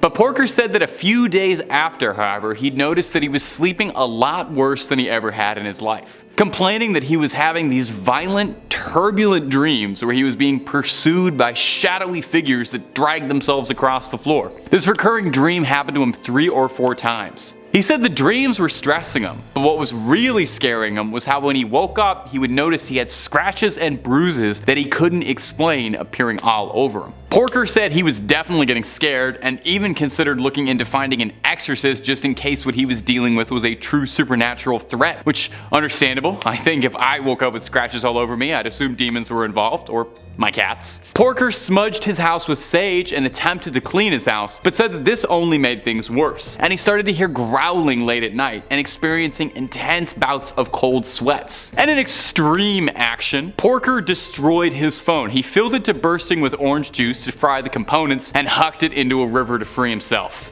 Miraculously though, it seemed to work. Porker said that after that the nightmares stopped as quick as they began, and all it cost him was a new phone. I would have tried a factory reset personally before chucking it into the water, but hey, we all have our methods. I don't think a ghost can survive a factory reset. And hey, if you're looking for more ghost stories about creepy technology and all sorts of twisted things out there, Top 5 Scary has all of that and then some. If ghosts aren't your jam, we got aliens, we got cryptids, we got conspiracies, we got true crime, we got fake crime. Basically, if it freaks you out, we got a video or two on it. So hit subscribe, please make sure to hit that little bell as well, and I know this is a big ask, would you kindly do that at the end of this video, because I got 4 more scary Snapchat stories for you coming up right now. Number 4, the AI. This story was posted to Reddit as well. Recently, there was a new feature on Snapchat, which was that there was an AI that can talk to you. One day, I was in bed asking it absurd questions. Are you human? What is God to you? That's a very esoteric, absurd question to ask an AI. What is God to you? That is poetic. That's beautiful. It started to say, I'm sorry, I don't have access to this. I don't know where you are, and messages saying, it's just an AI and can't answer those questions. Can any of us answer what God is to us? Hard to ask an AI that. I had an idea to ask it to give me a location nearby. I sent that message knowing it was going to say it doesn't have access to where I live, yada yada yada. Here's a random location near you. It was a random set of coordinates. I copy and pasted the coordinates and I was shocked and confused that it was a field in Nebraska, my home state. I asked how it knew my state, but it said it didn't have access to my location. Days pass and I become bored of the AI, but the thoughts of these coordinates stuck with me for a few days until I knew I had to find the location. On a Saturday when I was off, I drove up to the location. I put the coordinates into Waze and drove where it told me to. And this location was in the middle of nowhere. I stepped out and followed my phone, and I was in a plain field with absolutely nothing. No houses, no buildings, no one. I looked into the distance and saw a small hill not too tall, and I thought that had to be it. As I walked towards it, I asked myself, was I expecting gold or cash? I felt embarrassed of all the time I was wasting here. I began to walk back until I heard faint cat noises, meowing. I turned behind and was shocked, and I walked back to a tunnel. This tunnel was covered in graffiti and it was too dark to see, so I shined my phone's flashlight. Right in front of me was a long, fleshy, skinless creature. It didn't look like it had eyes, but its mouth was a nightmare. It had rusted teeth and fingernails, and it stood there with its arm mangled. I ran back to the car. The next few days I couldn't sleep. I messaged the Snapchat team about finding illegal stuff, but I knew no one would believe me. I was so confused about how the AI gave me coordinates there. I tried to forget all about it until the next few weeks I started to see talk around town about missing construction workers all near a sewer. Blech. Number 3 on this list is Hoiabaciu Forest in Romania. This forest has been regarded by many as potentially the scariest and most dangerous forest on the entire planet. Unlike your typical haunted house that may be haunted by a singular ghost, this forest has a plethora of creatures to watch out for. Ghosts, apparitions, dark shadowy beings, and demons have all been sighted in this forest, with one person even stating that they've seen a UFO before. The general note that almost everyone leaves with is this strange feeling of being watched and a strong sense of anxiety. This has been taken to the extreme on several occasions though. One story I came across detailed a man who lost his mind and swore that he had a run-in with a demon or the devil. Another one describes how campers consistently heard the stomping of horses right outside their tent, but when they went to check outside, nothing was there. There was also a tale of how 2 people went into the forest and overnight, one of them became fascinated with death. So fascinated that he became incredibly morbid and could only speak about death and how he wanted to watch people die. This forest started out as local Romanian folklore, but over the years has garnered some serious attention. The general consensus though is to stay away. Number 2 on our list is the haunted waters of Utah Lake. Utah Lake is a massive body of water that spans 150 square miles. Whilst it's undoubtedly home to a deluge of underwater critters, some of them don't come naturally. On the shores of Utah Lake are a collection of rocks, aptly named the Massacre rocks. It's said that hundreds of years ago, the area surrounding Utah Lake was occupied by Native Americans. During that period, there was a great famine that was affecting the people in this group. Therefore, mothers of newborn children, rather than subject their child to a life of harsh starvation where they would likely die anyways, were forced by the community to drown these babies in the water of Utah Lake by the Massacre rocks. It was through this tragedy that Utah Lake became haunted. Many locals of the area believe that the souls of these children still rest at the bottom of this lake to this day. It is undecided whether or not these souls have taken a physical and amphibious form or if they are simply ghostly apparitions. One thing is for certain though, do not go in the water. Approaching the lake, you will start to hear the cries of young children coming from the water. You must fight the urge to go and help that cry. These children, or water babies as they are often referred to, will drag you to the depths of the lake and you will never be seen again. Number 1 on this list is Airedale Asylum, located in Australia. The Airedale Insane Asylum was a mental institute that housed some of Australia's most dangerous criminals for over 100 years. It's said that many deaths occurred in this asylum, averaging roughly 100 per year. Now, it doesn't house any mental patients today, but it is thought that the spirits of these patients are still there. Visitors of the Airedale Insane Asylum often have to leave soon after they've entered due to fainting or feeling unexplained pain or serious nausea. One of the most common things people note is the sound of repeated banging. The sound of somebody smacking their head against the wall rings throughout the asylum, with no one being able to find the origin of it. Some people have reported actually being shoved or bitten with no one in sight. There are also several rooms of this asylum with special characteristics to them. Gary Webb was a longtime patient of this asylum, known to be particularly gruesome. He died a long time ago. However, if you were to tread inside his room, you would still hear the distinctive shout to get out. The former superintendent's office is a place of particular interest as well, since it will give people passing by the unmistakable taste of bitter acid, which is only too fitting considering the superintendent committed suicide by drinking acid many years earlier. This asylum has seen some horrible atrocities in it amongst its walls, and it's clear that some of them will be locked in there forever. Number 5. Walking Dead. My first true tale of phantasmic terror comes to us from Reddit user Jalcott. Answering a question posed in the thread, nurses and doctors of Reddit, what's the weirdest and most paranormal thing you've ever experienced? Hospitals already seem pretty haunted as is, so it's no surprise that there was so many good answers. But Jalcott stood out. Take a listen. I'm a psychiatric nurse, and early on in my career, I worked at a residential mental health facility. One of our residents was an elective mute, which means that he didn't talk, but there was no medical reasoning as to why. He had spoken earlier in his life, and in fact seemed quite normal back then, with the exception of being close to 7 feet tall. He'd been raised in the deep south and joined the army when he was 19, but one night he vanished. He was declared AWOL, and eventually he was declared missing, and later officially declared dead. However, 10 years later, a 7-foot-tall man walked into a Virginia hospital ER in my part of the Midwest and said to the receptionist, "My name is Marion Deschênes, and I've been dead for 10 years. And according to the Redditor, those were the last words he ever spoke to anyone. He had shown up to the hospital covered in dust and wearing an old uniform that he'd been wearing the night he vanished. His social security had not been used at all, and he had no ID on him whatsoever. However, via fingerprints, they were able to identify him. The family was notified, but they said they had already grieved their lost man and that whoever was claiming to be him simply wasn't, and asked to never be contacted again.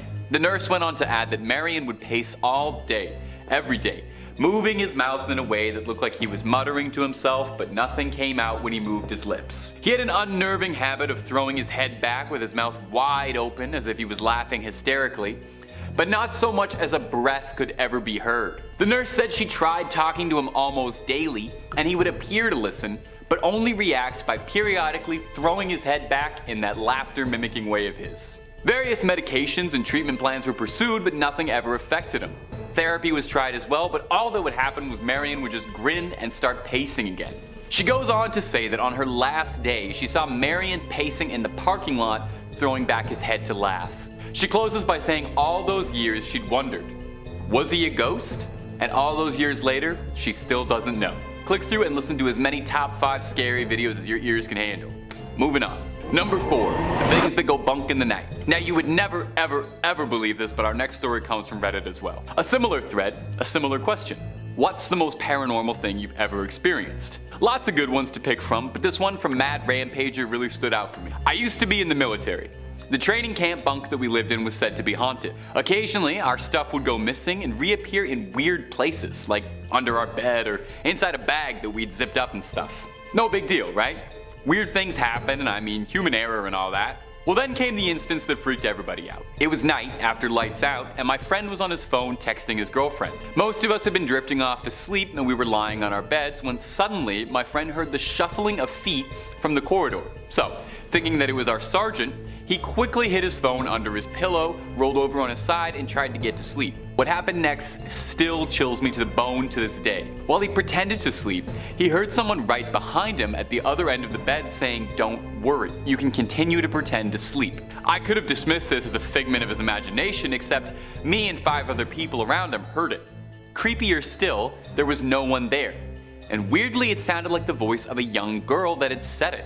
For reference, our camp was in the middle of an island and was set up away from the main admin building. The island had been closed by the government for army training purposes for the past 15 years, so there were definitely no civilians around, let alone any children. To make matters freakier, when we came back from our weekend home leave, there was a bunch of hair on his bed, neatly bundled up, long and jet black, and underneath his pillow was a note.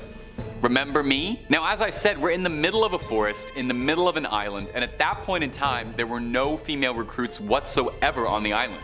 Our bunks were locked for the weekend, and the duty sergeant had no idea what had happened. We never spoke about it again after that night, and it still chills me every time I think about it. Coming in at number 3, we've got the Alp. This creature originates in German folklore and can cause you all sorts of terrible problems. Some liken it to a vampire, others to demons like the incubus. It will visit people at night and sit on their bodies, although they don't usually attempt to initiate sexual acts like incubi and succubi. If the person doesn't wake up, the Alp will often hop into their dreams and control what they see. It's not common for them to give people good dreams either. Nope, it's nightmares end to end. One of the many sleep paralysis demons that exist, the Alp tends to want to cause mischief in as many ways as possible. So it's not necessarily going to kill you or end your suffering anytime soon. It wants to keep the party going.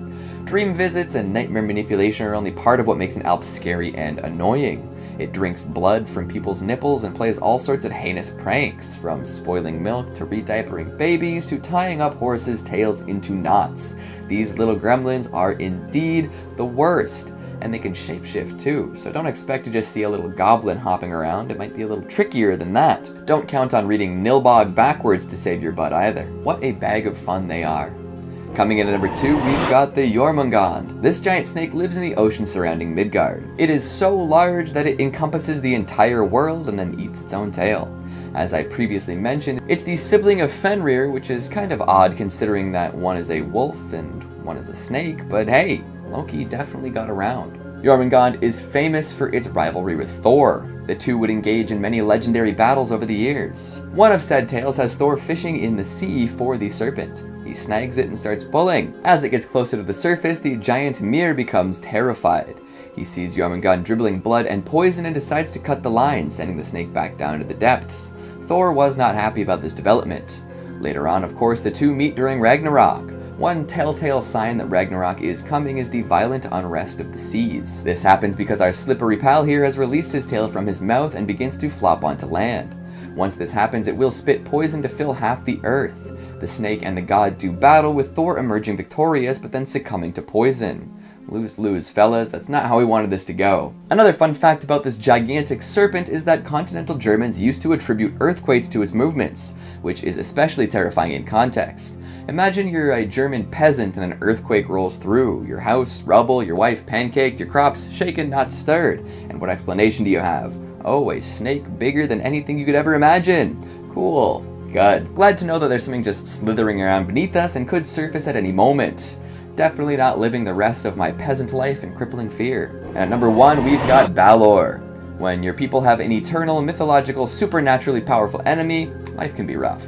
Dealing with the leader of said eternal mythological supernatural group of entities can be really hard, and that's what Balor is. Leader of the Fomorians and a malevolent force beyond comprehension, this enormous eyeball has been described in myths and legends passed down from the first Celtic settlers. This demonic tribe constantly showed up, bringing the deadliest of natural forces along to cause doom and destruction all throughout Ireland. Plenty of battles were fought between these demons and the folks who just wanted to keep existing, but the deadliest of all is Balor. A gigantic fiend with strength beyond measure, Balor was a sight to behold. However, you didn't want to look directly at him. He had an enormous eyeball, rumored to be poisonous, that would turn the tide of any skirmish. It was so big, in fact, that it required a team of servants to manually open and close it. Anyone who he pointed said humongous eyeball at would perish, and this became a keystone weapon in the Fomorian arsenal. For ages, these demons dominated the Celtic settlers, forcing them back and preventing them from truly taking hold of the land. However, there was a prophecy that did not bode well for the demonic tribe. Apparently, his grandson would one day strike him down and dethrone the Fomorians in one decisive blow. This giant eye did everything that it could to prevent this from happening though. Hiding his daughter away to prevent her from ever bearing children, Balor was careful not to let any grandchildren make it onto the scene. However, a priestess managed to sneak a human hero into her quarters, and this man seduced the woman, resulting in triplets, only one of which survived. And wouldn't you know it, the surviving sibling grew up to be the heroic Lou Lamfada. Lou was an ace with the good old slingshot and managed to get his granddad right in the eye. Something about slingshots and giant eyeballs in mythology, eh? This bullseye was enough to down the legendary giant, forcing the rest of the Fomorians back into the sea, finally freeing the humans from years of terror. We haven't heard much from them since, so maybe they're waiting for another leader with a power as strong as the poisonous eye. But in the meantime, things seem to be pretty good in Ireland, you know.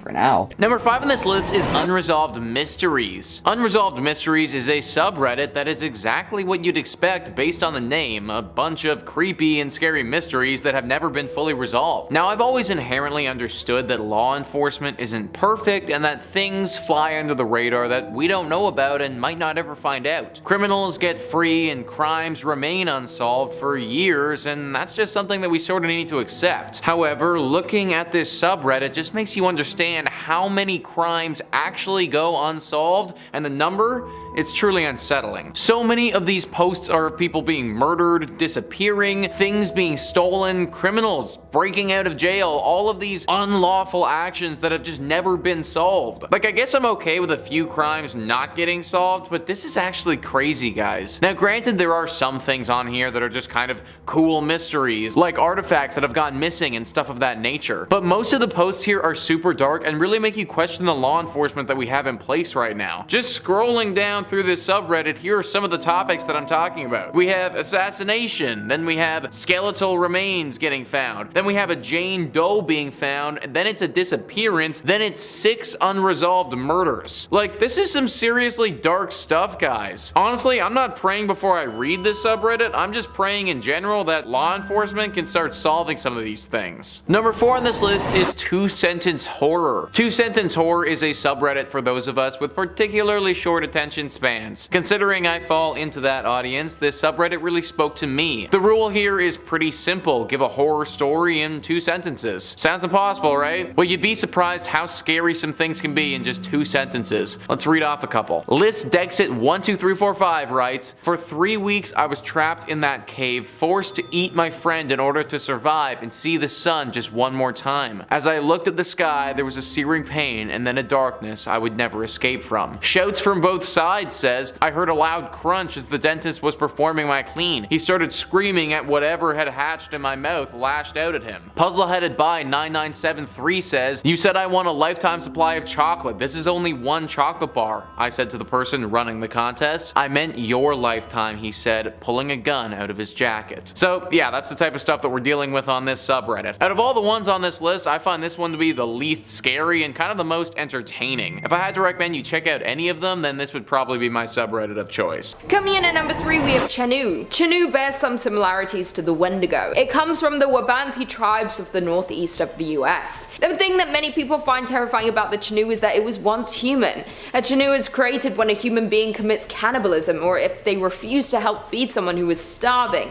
This then causes the human heart to freeze and turn to pure ice. Once this happens, they begin to change into the Chenoo. Chenoos are giant compared to their original form. Once transformed, they look look like a wolf-like man with chunk of flesh missing from their body where they have eaten parts of their own flesh. It will often camouflage itself to blend in with its environment in the forest. It will stick fallen branches and leaves to its flesh. Their home is in the mountains of the far icy north. They will only venture down to the forest when hungry. They'll often come across unsuspecting campers or lost hikers. They take many lives during the winter due to tourists visiting for the ski season. Once someone has been turned into the Chinoo, there is still hope for them. There is a special medicine known only to the local tribes. If they drink it, they will vomit up the heart of the ice, and of anyone they may have consumed, and they will turn back into a man. The only other way to stop a Chinoo is to trap them. Often it's impossible to save the person they once were, as they rescue to drink the medicine once transformed. They are powerful and angry creatures. They can be almost unstoppable if you had to face them in combat. Once being human means they have the same intelligence as we do and cannot be tricked like you might be able to other beasts. The tribes often told the story of the Chinoo during winter when food was hard to find and they would often not have enough to go around.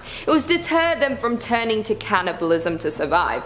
Fair enough, just don't eat people. Coming in at number 2 we have Ijark. The Ijark is a powerful spirit. The story goes that they were created when they wandered too far north. They went to the coldest northern point they could reach. They say that they ended up getting caught between life and death.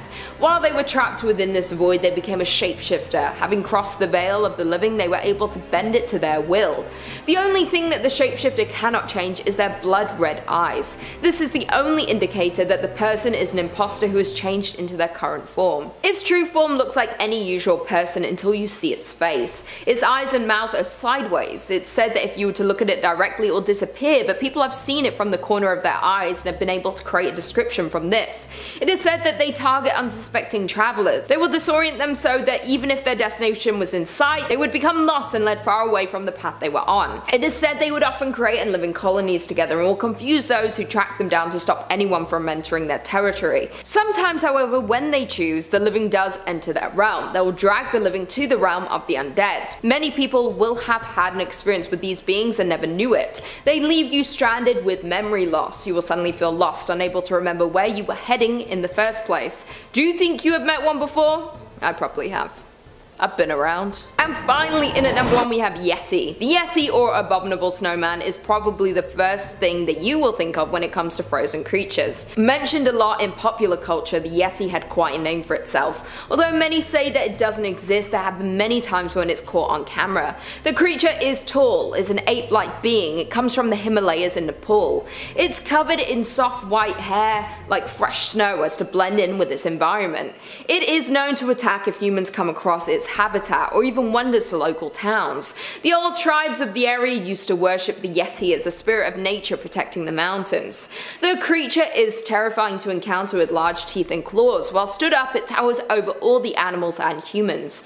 In the 20th century, there were many reported sightings of the creature. People were increasingly making attempts to scale the mountains to catch a sight of the Yeti. People found strange tracks or saw the creature from afar. One team even brought back hairs they claimed belonged to the animal that they had found on their investigation of the mountain.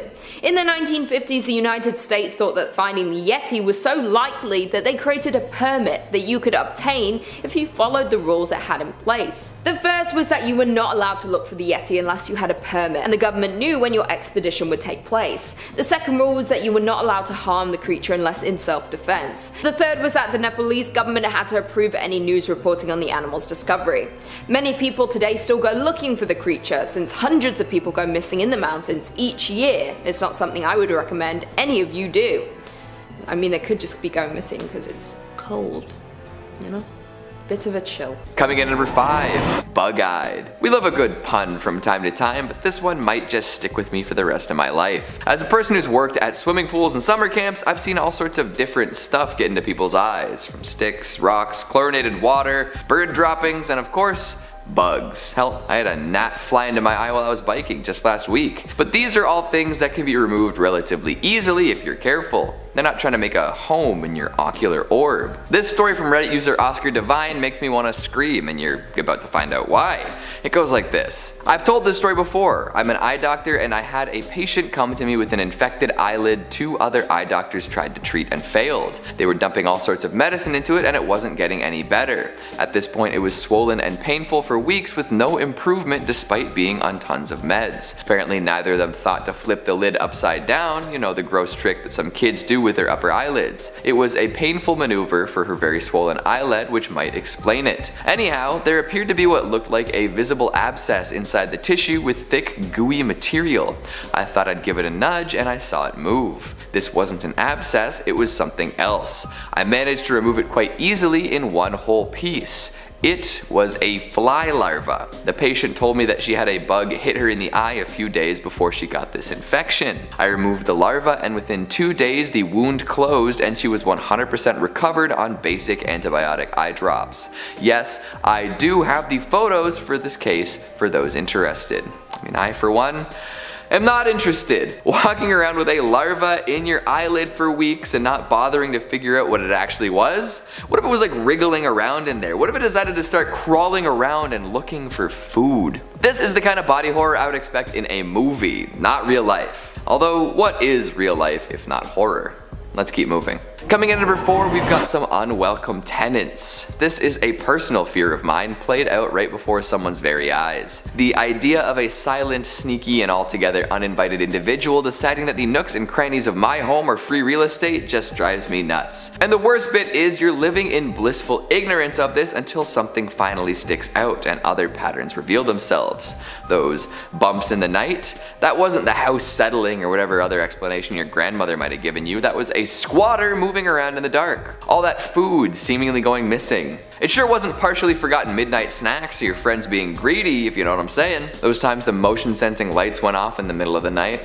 Not mice, raccoons, or squirrels. Boy, oh boy. User IEAMS85 told their tale in a thread about this particular occurrence. For about a year I lived in a house with 4 housemates. We had a pretty big backyard with a garage and a tool shed that we never used, ever. We also had motion detector lights. 2 of my housemates were very superstitious and believed in ghosts and spirits and such. They also liked to get high on different substances. The lights in our backyard would go off randomly. I assumed it was animals, my housemates were sure it was a ghost. One of them told us she'd seen a man ghost looking through our window when she was high on shrooms. They thought it was scary, I thought nothing of it because, well, yeah. A few nights later, drunk me thought I saw a man through the mesh door to the backyard. I just thought my mind was playing tricks on me because my housemates kept talking about the ghost. Eventually I moved out to go back to my home country and about 6 months after that I FaceTimed with one of the housemates. Turns out we hadn't seen a ghost. A homeless man had been living in our tool shed for God knows how long. Gave me the creeps for sure. All this happening pre-pandemic is horrific, right?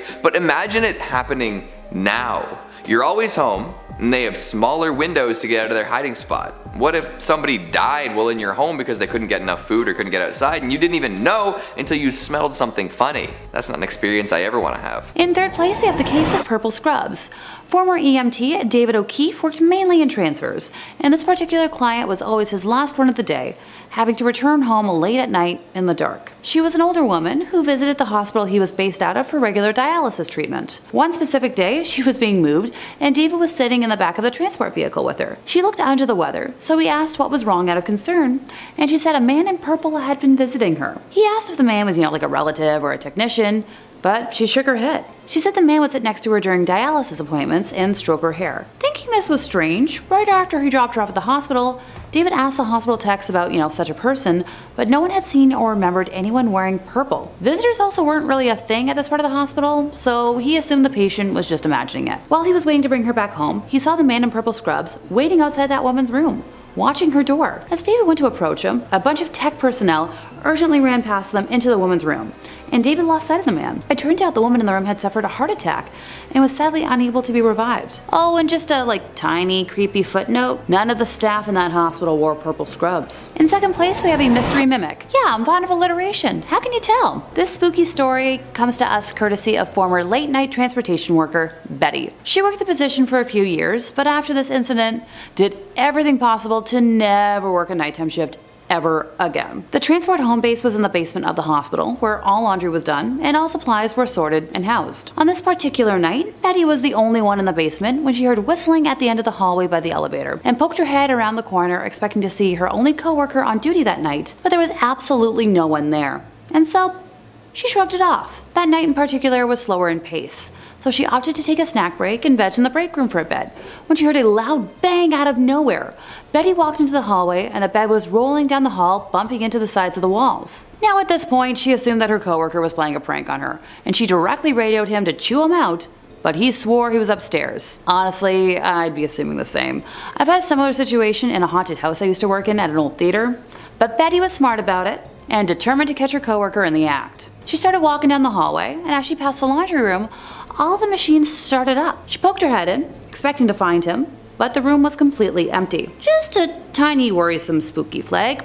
Nothing to worry about, right? As she walked into the laundry room, the machines came to a complete stop. Betty froze at first before regaining her senses and making her way towards the elevator, when she heard whistling from the other end of the hall. Now at this point, she's certain that she's the only worker in the basement and is repeatedly pressing the elevator buttons in an attempt to rush it. As she was waiting for the elevator, things started falling off the shelves down the hall. Betty could only stare in shock as boxes of gloves, tissues, and packages of tubes fell off various racks one by one. Her entire body broke out in goosebumps, every hair standing on its end, and the feeling of being watched had completely consumed her thoughts. When the elevator finally arrived after what seemed like forever, Betty felt the sensation of someone brushing her arm and screamed in panic. Upon exiting the elevator upstairs, she made a beeline for the cafeteria, where her coworker actually was, and broke down explaining the entire ordeal. Now, before y'all ask, but Alexa, how was this spirit a mimic? Turns out that Betty usually whistles to herself at work at night, chats with the laundry folks during daytime shifts, and the items that fell off the shelf slowly were common items that she would have to retrieve.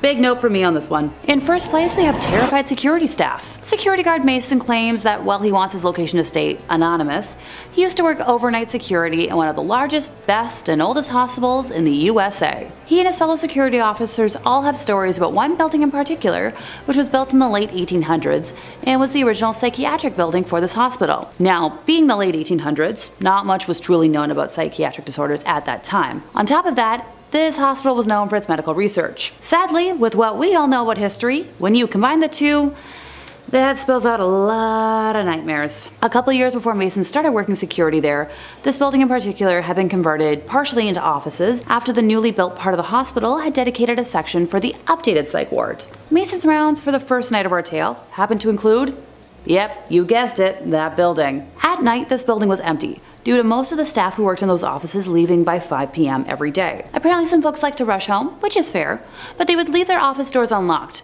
which was a big no-no, due to medical information being located in their offices. Big confidential stuff. Kinda want to keep that locked up. It was security's job to go to each floor, make sure every door was locked, and if it wasn't, to secure it themselves. Mason did his initial sweep of the building to make sure it was clear of people, and then proceeded to do door checks. The hallways were pretty narrow, so he could check both sides of the hallway's doors at once. At the end of this hallway, there were 2 sets of doors you had to go through to reach the final office, which was a dead end, so you had to come back out, go the other way. He noticed everything was secure, so he was ready to move on to the next floor. He exited the 2 sets of doors from the dead end office and froze at what he saw. Every door that he had already checked was completely ajar and set so perfectly so that their own weight wouldn't cause them to shut again. A single wheelchair had appeared at the end of the hallway and was facing towards the steps. Mason had heard other security officers outright reject that set of rounds due to the strange stuff that was happening, but he originally laughed it off until that night. He went around and forced the now open door shut and tried to shrug it off. Nothing else weird happened that night, and he returned the next night to patrol the miners' ward. The area was just under construction, so security was needed to make sure nobody got hurt by accident and all the workers were doing their job.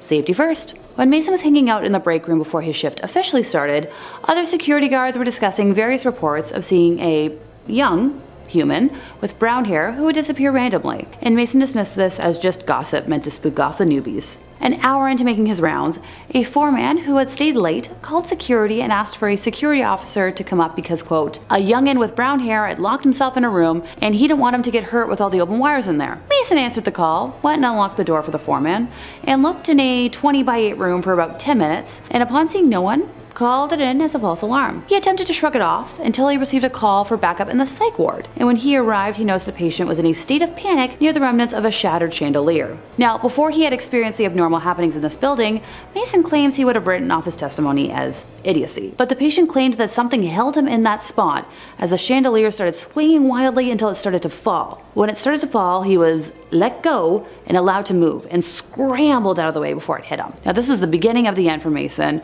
who requested to be transferred to hospitals the next day. And as much as I love the Phantom of the Opera, I don't really want it to become reality. One of my favorite things to say in accordance with that is that I love one fictional toxic tenor, and only one. Emphasis on fictional. Kicking us off at number 5, we've got r/no sleep. If creepy stories are your jam, then this is the place to start. Creepypasta fans flock to this subreddit to read and write the next generation of scary online stories. As one of the better known freaky subreddits, No Sleep has over 1.4 million subs. After opening its doors about 10 years ago, it's become the premier destination for creatives and spook seekers alike. As the name implies, it's the classic read till 4 AM and then realize it's totally dark and you can't move site. If you want to fall down a rabbit hole of scary stories, this is the place to do it. You read one, and then another, and you keep going until your brain is 100% composed of scary internet stories. This, contrary to popular belief, is actually healthy. What makes No Sleep a special place for campfire story enthusiasts is the set of rules that make it a wonderful community. It's easy to dampen enthusiasm and discourage active posting if everyone's already crapping all over what's being written. So to keep the "this is so fake" crowd at bay, they have an overarching rule. Everything here is true, even if it's not. This makes for more fruitful discussion, keeps ideas flowing, and allows for more creative collaboration. No Sleep is full of well-known online horror gems like The Limping Woman, Search and Rescue, Mimicry, and more. Enjoy your insomnia. Coming in at number 4, we've got r/paranormal. Now, if you've decided that fiction posing as reality isn't quite your speed, you can take a trip to the wild world of the paranormal. Investigators and enthusiasts alike gather here to swap tales of spectral encounters and really dig deep into the stories that others are telling. Unlike on No Sleep, skeptics and the totally reality-centric are encouraged to get to the bottom of each post. Nothing is off limits as long as it's relevant and paranormal related. Here, exorcisms and cursed objects are discussed with photos, videos, and written accounts to back them up. Recently, we talked about a cursed statue that first gained notoriety on r/paranormal, which is a primetime example of the kind of stuff to expect. Ghosts, ghouls, curses, cryptids, you name it.